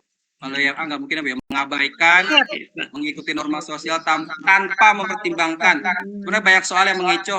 Sebenarnya kita harus Ini UP ini ada di batas seperti ada batas waktunya, Bu. Oh iya. Berarti kuncinya mah paling 120 menit, sekitar 2 jam. Oh iya. Nilainya langsung terlihat atau bagaimana, Pak? Tidak, Ibu, kalau terlihat nanti pada pingsan semua kalau nilai kecil. Pada shock, Kebetulan ada. Kayak P3K kan itu terlihat. kalau Kayaknya bagaimana gitu. P3K kan terlihat dia. Pak, untuk nilai tryout ini tadi ada enggak? Nilai tryout ada, waktu itu dikasih saya juga nilai tryout. Tapi kalau nilai UP itu kayaknya nggak langsung, itu nanti nggak tahu diolah dulu mungkin atau gimana, nggak ngerti ya. Iya, ada nilai syafaat mungkin. Intinya nggak langsung setelah dikerjakan nilainya. Iya, nanti kita dapat nilai syafaat. Nilai tambahan. Iya. Nilai kasih sayang. Lanjut, nomor 7. Ya. Menjaga berkelanjutan sumber daya alam adalah satu kunci untuk memastikan kehidupan sehari. Menghemat air dengan mencegah saat tidak digunakan. Gimana Anda sebagai individu dapat berkontribusi dalam mempertahankan kekayaan alam? Salah satu tindakan yang paling tepat. C, Pak.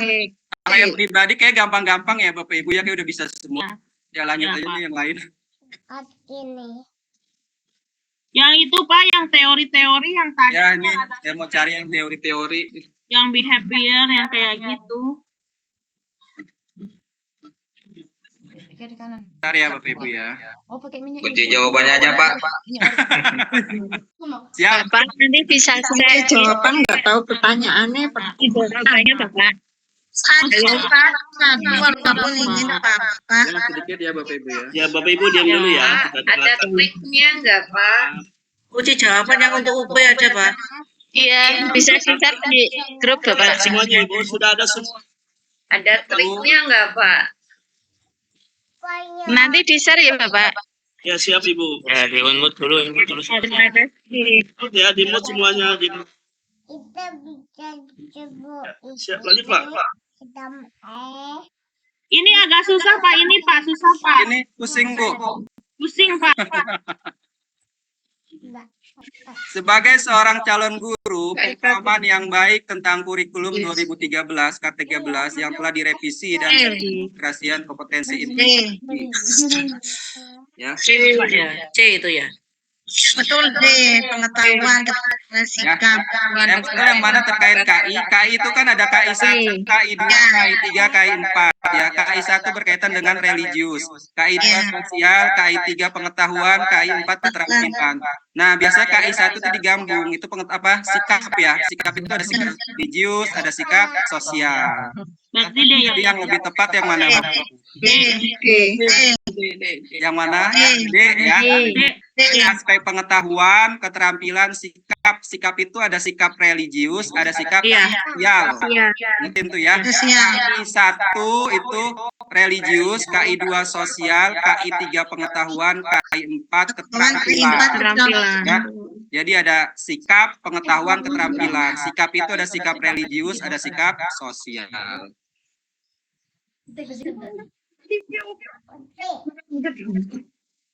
Nah, ini Pak, pusing. Pusing Bu. Ini teori. Ini saya.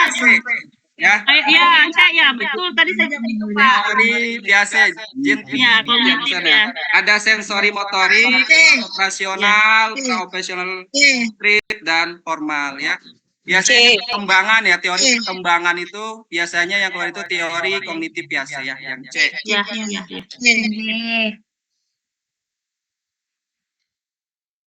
Ini juga pusing, Pak. Pusing. Apa ini ya?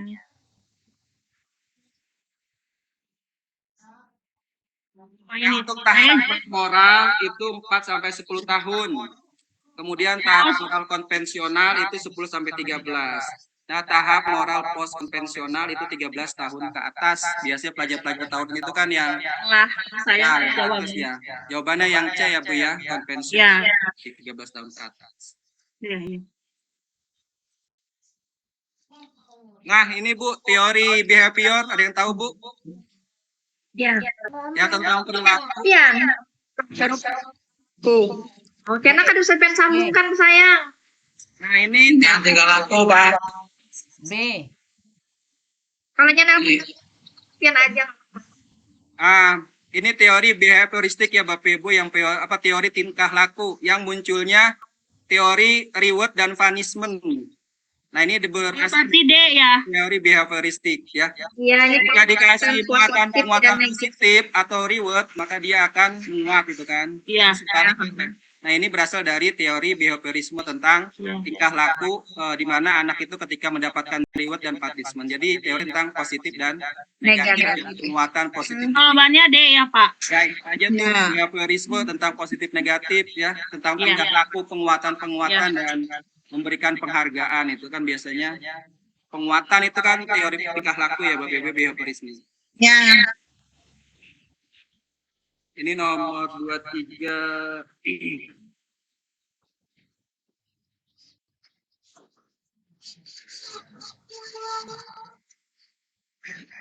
Seorang guru merasa tertarik dengan salah satu siswanya yang selalu mencatat semua yang diajarkan di kelas.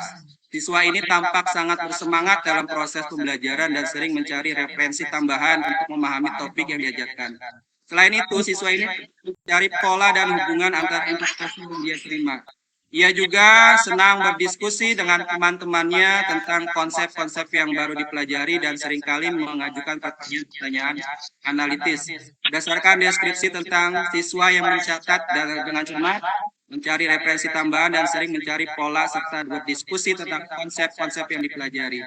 Siswa tersebut mencerminkan konsep dasar teori belajar kognitif. Jadi ada nanti Ibu bisa pelajari teori behaviorisme, kognitivisme, humanisme, kemudian satu lagi ada konstruktivisme, membangun kembali. Nah, kira-kira mana Bu yang tepat jawabannya? D.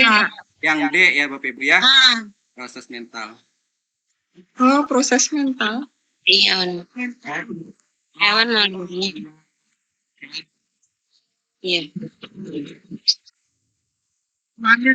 Nomor 24, seorang guru merasa tertarik dengan salah satu siswanya yang selalu mencatat semua yang diajarkan di kelas.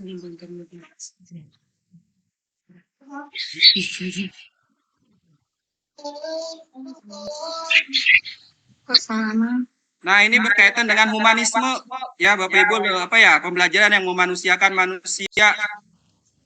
Berarti Pak, Siswa belajar ya. Kalau positif negatif tadi kan lebih ke arah behavior, ya, pemahaman, membangun konstruksi itu kan konstruksi pemahaman, konstruksi. Ini lebih ke humanisme. Nah, siswa belajar melalui pemahaman nilai-nilai dan tujuan hidup. Ya, Bapak Ibu ya. jawabannya oh ya Pak. Ya maaf yang siswa belajar melalui pemahaman nilai-nilai dan tujuan hidup. Lebih humanisme lah, lebih memanusiakan manusia, pembelajaran yang lebih menunjuk nilai-nilai kemanusiaan.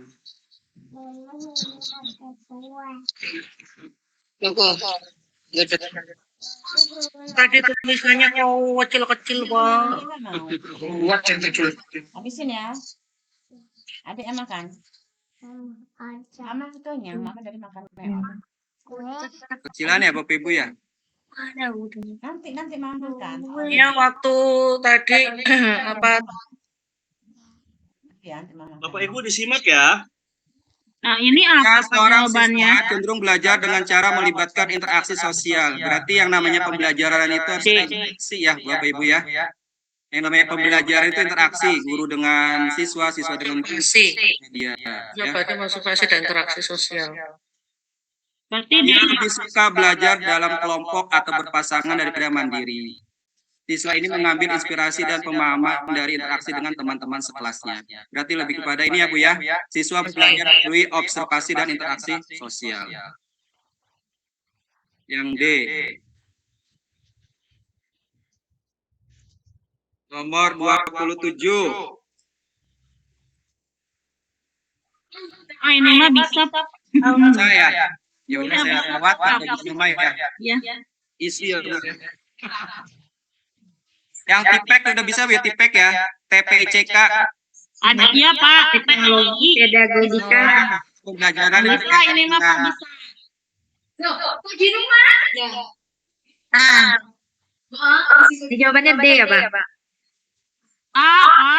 Ah.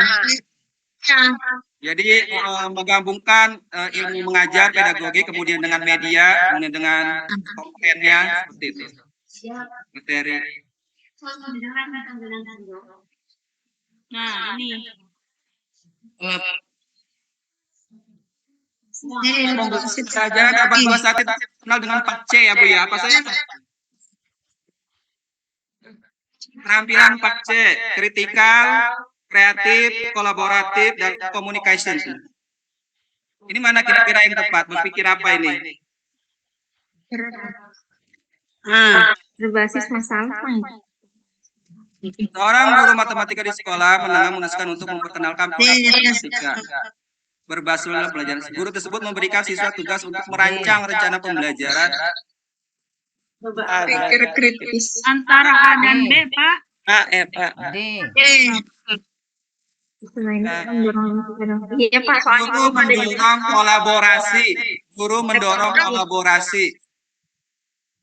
dengan menggunakan teknologi. Tapi B. Ya, Dengan kolaborasi. ya, itu kan abad 21 itu kan ada 4C ya Bu ya tadi. Teknologi. Kemudian kolaborasi, itu kan. Kemudian ada kreatif, seperti itu. Ini lebih kepada kolaborasi, pembelajaran kolaborasi. Ya. Jadi jawabannya B ya, Pak? Ya. Apa jawabannya? Iya, kolaborasi. Keterampilan kolaborasi. 30.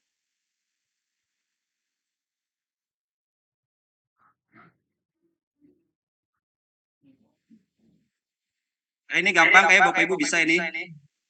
Untuk mengukur siswa menggunakan apa biasanya? Soal ya Bu ya, tes tertulis itu ya.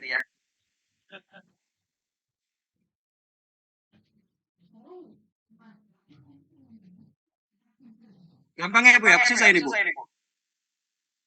Seorang guru di sekolah dasar ingin mengukur. Nah, nanti di PTK juga kayak gitu Bu, nanti ketika Ibu ingin mengukur hasil belajar, nanti ditanya tuh, menggunakan apa misalnya, tesnya tertulis atau gimana. Jadi yang lebih tepat adalah memberikan tes tertulis dengan soal penjumlahan. Karena kita ingin mengukur hasil belajar. Dengan apa caranya? Dengan tes biasanya. Kalau mengukur sikap dengan apa? Dengan observasi, pengamatan ya Bapak Ibu ya. Seperti itu. Nah ini kan mengamati, berarti kan kita mau mengukur sikap biasanya kalau mengamati itu. Nah ini kita mau mengukurnya apa? Nilai hasil belajar. Kalau hasil belajar biasanya menggunakan tes itu.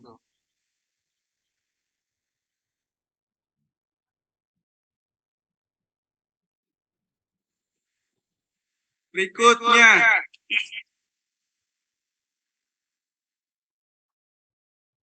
Ini yang hot ya Bapak Ibu ya. Seorang guru ingin mengembangkan soal ujian untuk mengukur kemampuan berpikir tingkat tinggi. Nah ini berkaitan dengan nanti taksonomi Bloom. C1, C2, C3, C4, C5, C6. Ya Bu ya. Ada yang mudah, ada yang sedang, ada yang sulit biasanya. C1 apa? Mengingat. C2 memahami. C3 mengaplikasi sampai C6 mencipta. Itu berkaitan dengan taksonomi Bloom. Ya. Perubahan apa yang paling signifikan yang terjadi sebagai hasil dari revolusi industri? Yang mana jawabannya lebih ini. Yang ini ya Bu ya, pertumbuhan ekonomi dan industrialisasi. Nah ini banyak banget ini ya. Ini berkaitan dengan PTK ya. Biasanya PTK itu kan pertama identifikasi masalahnya dulu ya. Jadi jangan judulnya dulu. Dari masalah itu nanti kita tentukan kemudian rumusan, Identifikasi, rumusan, tujuan, implementasi. Nah, dalam PTK ini nanti ada siklus. Siklus 1 itu misalnya terdiri dari apa? Perencanaan, kemudian pelaksanaan, observasi, sampai nanti refleksi.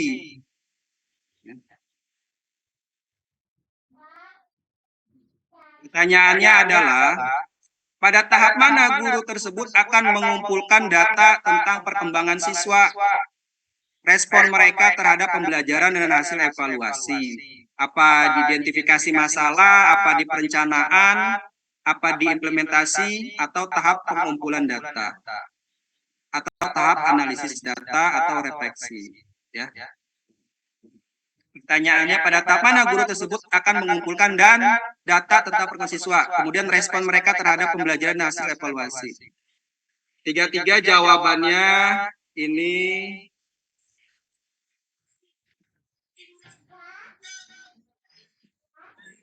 tahap analisis data. Ya.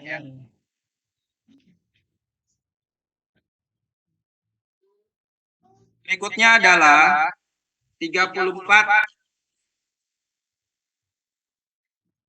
Seorang guru di sebuah sekolah menengah ingin meningkatkan kemampuan siswanya dalam menulis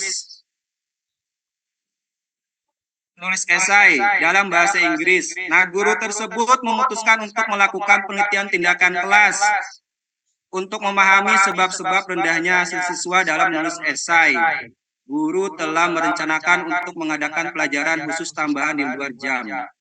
Selain itu, guru juga merencanakan untuk memberikan tugas-tugas tambahan berupa esai kepada siswa dikerjakan di rumah. Guru ingin menggunakan PTK untuk mengukur apakah tindakan tambahan ini akan menghasilkan peningkatan dalam kemampuan menulis esai siswa. Guru tersebut ingin mengumpulkan data tentang hasil kemampuan menulis esai sebelum dan setelah penerapan tindakan PTK.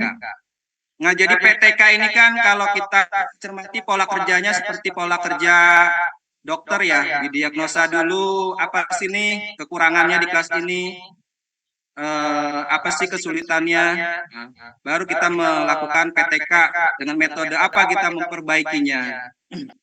Nah, teknik pengumpulan data yang paling tepat digunakan dalam hal ini yang mana? 34, kira-kira yang mana? Dan kita ingin guru berupa nilai ya Bapak Ibu ya. Nanti ada berupa nilai, ada berupa sikap. Ini kan hasil kemampuan menulis, berarti hasil belajar juga ya. Kalau hasil belajar, itu yang tepat adalah B. Pengukuran hasil ujian menulis esai sebelum dan setelah PTK. Kalau sikap itu mengukurnya dengan observasi atau pengamatan bisa ya. Tapi kalau hasil belajar itu berupa ujian, berupa tes tulis, ya mengukur. Jadi ada bentuk nilainya ya. Jadi ketahuan mana yang sebelum, mana yang sesudah. Jadi ada pretest, ada post test. Nah, itu untuk mengukur hasil belajar.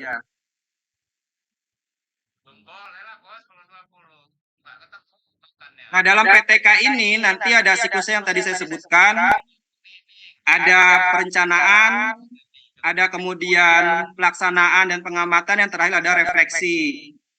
Nah, jika yang siklus pertama kurang itu kan, tidak sesuai dengan harapan, maka dilanjutkan dengan siklus kedua berdasarkan catatan-catatan di siklus sebelumnya.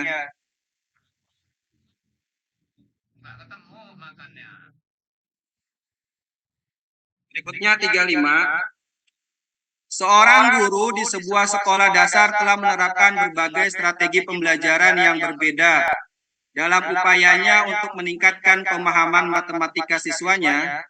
Setelah beberapa bulan, guru tersebut mengumpulkan berbagai data dan informasi termasuk hasil ujian, observasi kelas, dan tanggapan siswa tentang pembelajaran. Namun hasil ujian menunjukkan bahwa masih ada siswa yang belum mencapai hasil yang diharapkan. Guru tersebut ingin menggunakan data dan informasi yang telah dikumpulkan untuk merenungkan kembali praktik pembelajaran. Berarti refleksi nih. Dia melakukan refleksi dan mencari cara untuk meningkatkannya. Tindakan apa yang sebaiknya guru tersebut lakukan untuk meraih perbaikan pembelajaran?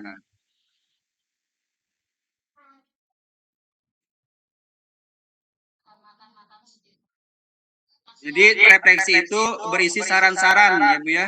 Oh misalkan metodenya, strateginya kurang tepat gitu, atau langkah-langkah pembelajarannya kurang ya. Jadi setelah perencanaan, kemudian pelaksanaan kegiatan, observasi atau pengamatan dan terakhir refleksi ya. Dari perencanaannya nanti membuat RPP ketika ingin PTK itu kan ada RPP-nya ya. RPP-nya kemudian nanti kita laksanakan, kemudian nanti ada observasi, teman sejawat yang observasi, kemudian nanti refleksi, mempotret mana nih yang kurang. Ya, apa saja yang kurang. Nah, itu refleksi.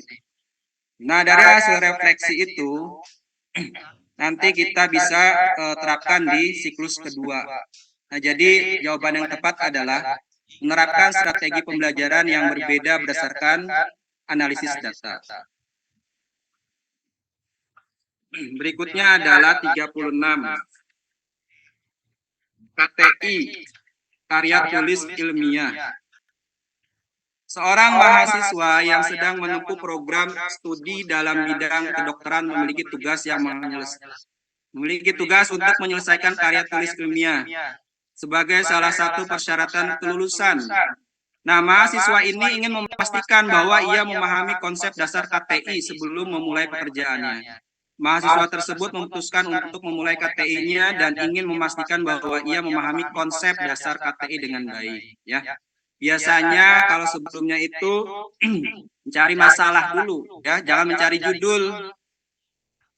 Masalahnya apa nih? Ketika masalahnya sudah dapat, nanti metodenya baru ketahuan. Oh, masalahnya ini berarti nanti kita menggunakan metode yang ini. Jadi ketika dalam membuat karya tulis ilmiah, yang pertama adalah merumuskan pernyataan masalah atau pertanyaan detail. Jadi masalahnya dulu apa yang mau dibahas, apa yang mau diteliti.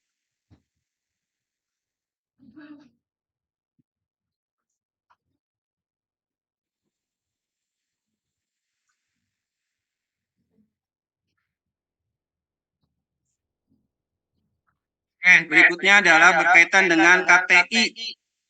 Karya tulis ilmiah ini tinjauan pustaka. Tinjauan pustaka itu berkaitan dengan penelitian relevan. Apa itu penelitian relevan? Penelitian yang terdahulu. Tujuannya untuk apa? Untuk mengetahui posisi penelitian kita itu ada di mana. Ya, seorang mahasiswa yang sedang menempuh program studi kedokteran merasa tertarik untuk mengetahui tentang berbagai jenis karya tulis ilmiah. Ia ingin memahami ragam penulisan KTI yang berbeda-beda sesuai dengan kebutuhan dan jenis penelitian. Mahasiswa tersebut ingin memahami ragam penulisan karya tulis ilmiah yang berbeda. Nah, berdasarkan informasi yang Anda ketahui, apa yang dimaksud dengan KTI tinjauan pustaka? Nah, tinjauan pustaka itu berkaitan dengan penelitian terdahulu, penelitian relevan. Tujuan dari penelitian terdahulu adalah mengetahui posisi penelitian kita itu ada di mana. Ya, apa bedanya? Seperti itu. Ya. Jadi yang tepat adalah KTI yang menyajikan ringkasan dari penelitian-penelitian terdahulu tentang suatu topik.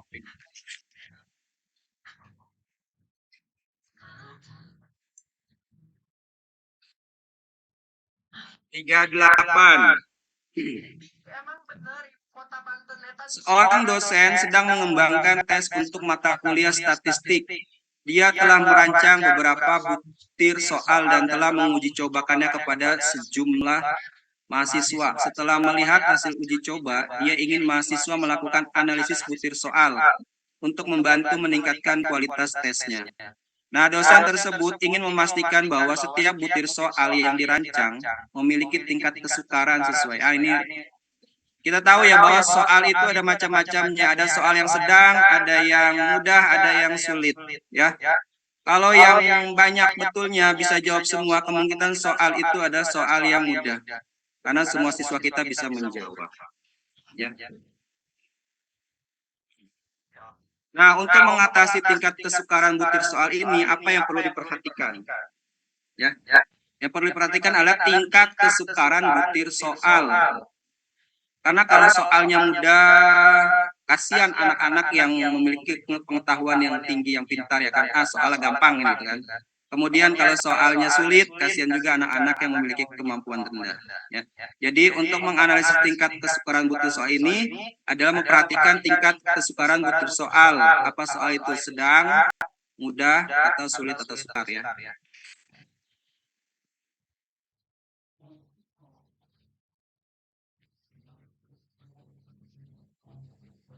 Sebuah sekolah menengah sedang berusaha meningkatkan kualitas pembelajaran ilmu pengetahuan.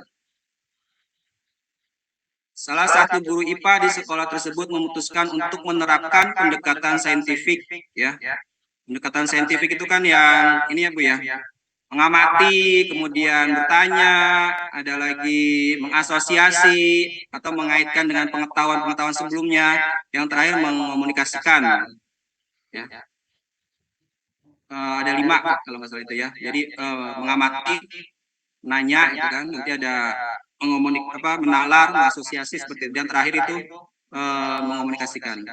Nah, dalam konteks pembelajaran di atas, apa yang mendasari penggunaan pendekatan saintifik ya? Tujuannya adalah untuk siswa berpikir kritis ya, dan melakukan eksplorasi.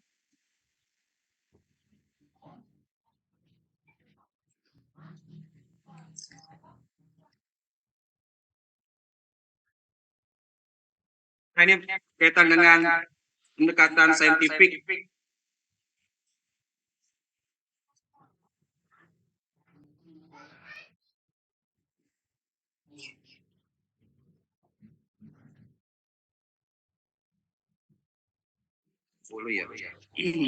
Seorang guru seni di sebuah sekolah menengah ingin mengajar siswanya tentang teknik menggambar menggunakan pastel ya, krayon-krayon itu. Dia memutuskan untuk menggunakan pendekatan saintifik.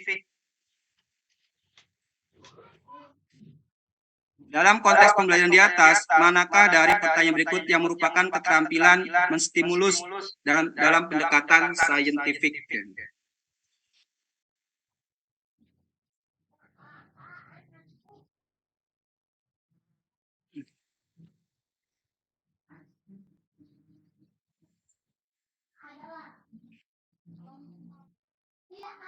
Nah, ini ya, merumuskan pertanyaan. Tadi kan pendekatan saintifik itu salah satunya ada observasi, nanya, ya. Tujuan pertanyaan adalah untuk berpikir kritis. Jadi jawabannya yang lebih tepat adalah yang B.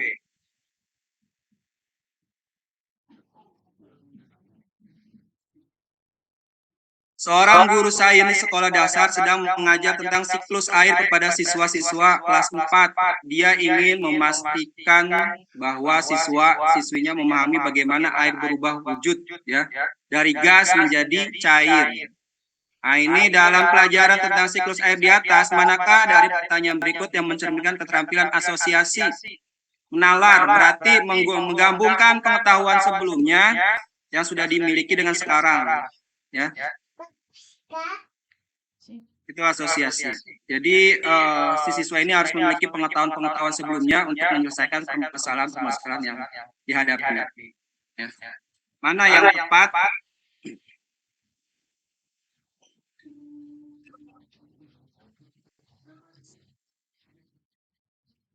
Jawabannya adalah yang A. Siswa mengamati uap air yang terbentuk saat air menggiling. Nah, ini proses perubahan wujud ya. Jadi kalau siswa tidak memiliki pengetahuan sebelumnya, maka dia tidak bisa menjawab.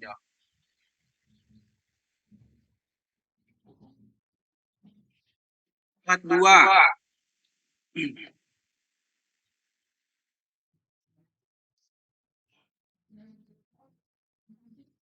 Nah, nanti juga dipelajari Bapak Ibu ya, ada PBL, ada PBJL.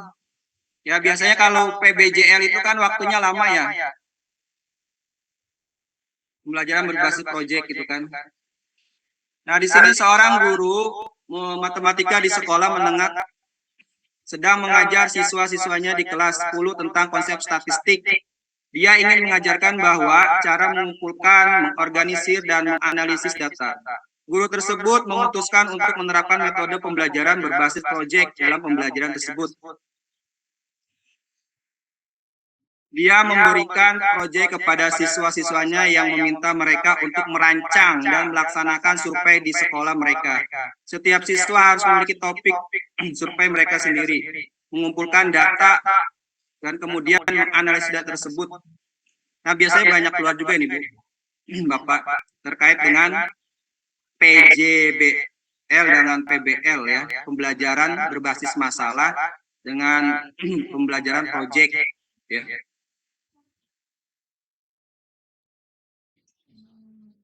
Nah, yang tepat pembelajarannya, nggak mungkin kan ceramah, eksperimen klasik, kooperatif, pembelajaran terbuka seperti STAD, ya kan, metode study. Nah, yang lebih tepat adalah model pembelajaran berbasis proyek, jawabannya B.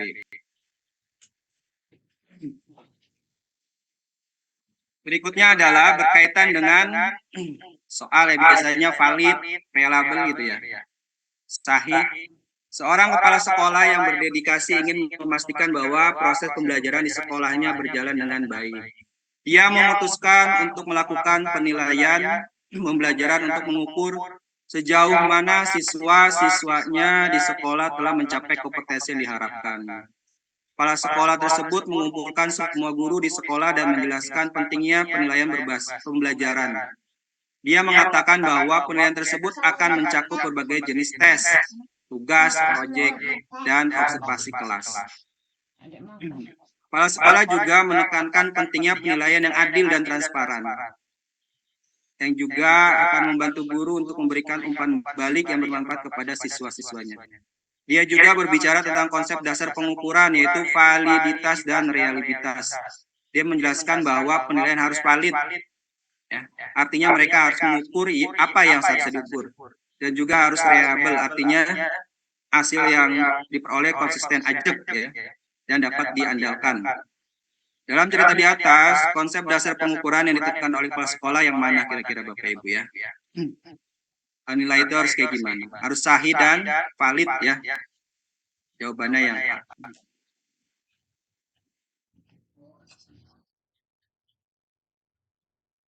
berikutnya nomor 44. Dengan memahami karakteristik perkembangan fisik dan psikomotorik peserta didik, maka guru perlu mengkondisikan pembelajaran dengan cara sebagai berikut, kecuali ini berkaitan dengan fisik, psikomotorik peserta didik ya. Ini bisa ya kayak Bapak Ibu ya. Tidak boleh memberikan banyak stimulan dalam pembelajaran. Berikutnya adalah bertambahnya kemampuan atau skill dalam struktur dan fungsi tubuh yang lebih kompleks dalam pola yang teratur dan dapat diramalkan sebagai hasil dari proses pematangan adalah konsep dari ada macam-macam perkembangan ya Bapak Ibu ya. Ada perkembangan fisik, kemudian juga ada perkembangan intelektual, emosional, dan sosial. Ini berkaitan dengan kemampuan, skill, fungsi tubuh ya, berarti berkaitan dengan perkembangan fisik ya, fungsi tubuh. Nah, berikutnya adalah ini teori perkembangan peserta didik PAC ya.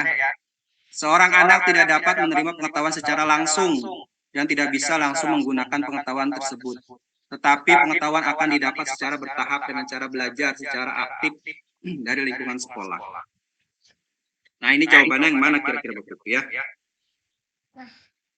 Tahap praoperasional itu tahap dari usia 2 sampai 7 tahun. Kemudian kalau perkembangan teori PAC ya, dia ada tahap sensori motor, kemudian praoperasional, operasional konkret, sampai operasional formal. Nah, ini perlu bimbingan belajar ya. Ini pada tahap praoperasional ya.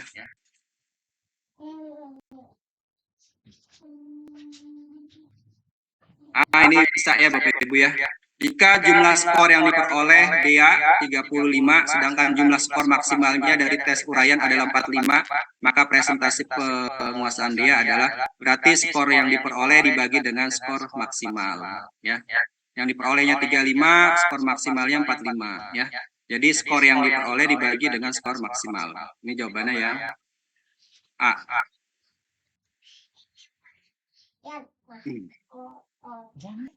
Penilaian yang bertujuan untuk mengetahui kelemahan. Nah, ini berarti berkaitan dengan mendiagnosa ya. Kelemahan siswa serta faktor-faktor penyebab serta dimasukkan untuk keperluan bimbingan belajar remedial. Nah, ini berkaitan dengan diagnosa ini ya, mengetahui kelemahan-kelemahan peserta didiknya, faktor-faktor penyebabnya. Berarti ini penilaian diagnostik ya Bu ya. Perubahan tingkah laku sebagai akibat dari adanya pengalaman dan latihan yang dalam hubungan stimulus dan respon merupakan teori. Ah, ini bisa Ibu ya. Tadi saya sebutkan bahwa teori yang hubungan stimulus ya, jika dikuatkan dengan hadiah-hadiah, reward-reward, dia akan meningkat gitu kan. Nah, ini teori tentang tingkah laku, yaitu teori behavioristik ya. Mungkin itu Bapak Ibu yang saya dapat sampaikan. Wallahu a'lam bishawab. Mohon maaf kalau masih banyak kekurangan. Semoga bermanfaat. Ya, saya doakan Bapak Ibu semuanya lulus UP semuanya. Terima kasih. Assalamualaikum warahmatullahi wabarakatuh. Waalaikumsalam warahmatullahi wabarakatuh. Dek, jangan nak. Terima kasih banyak Pak Agung Setiawan atas pemaparan dan masalah soal-soal uji pengetahuan khususnya materi pedagogi. Untuk berikutnya yaitu langsung kita ke sesi tanya jawab. Kita menggunakan format ini aja Bapak Ibu. Silahkan nanti gunakan present di Zoom-nya masing-masing. Yang tercepat nanti 6 orang tercepat nanti akan diberikan kesempatan untuk mengajukan pertanyaan. Jadi nanti 6 tercepat yang ada di peserta di sini nanti akan kita berikan kesempatan untuk bertanya. Dan untuk format pertanyaannya silahkan nanti bertanya, kenalkan diri dulu, perkenalkan asalnya dari mana, terus nanti ajukan pertanyaan. Seperti itu Bapak Ibu ya. Baik, langsung saja.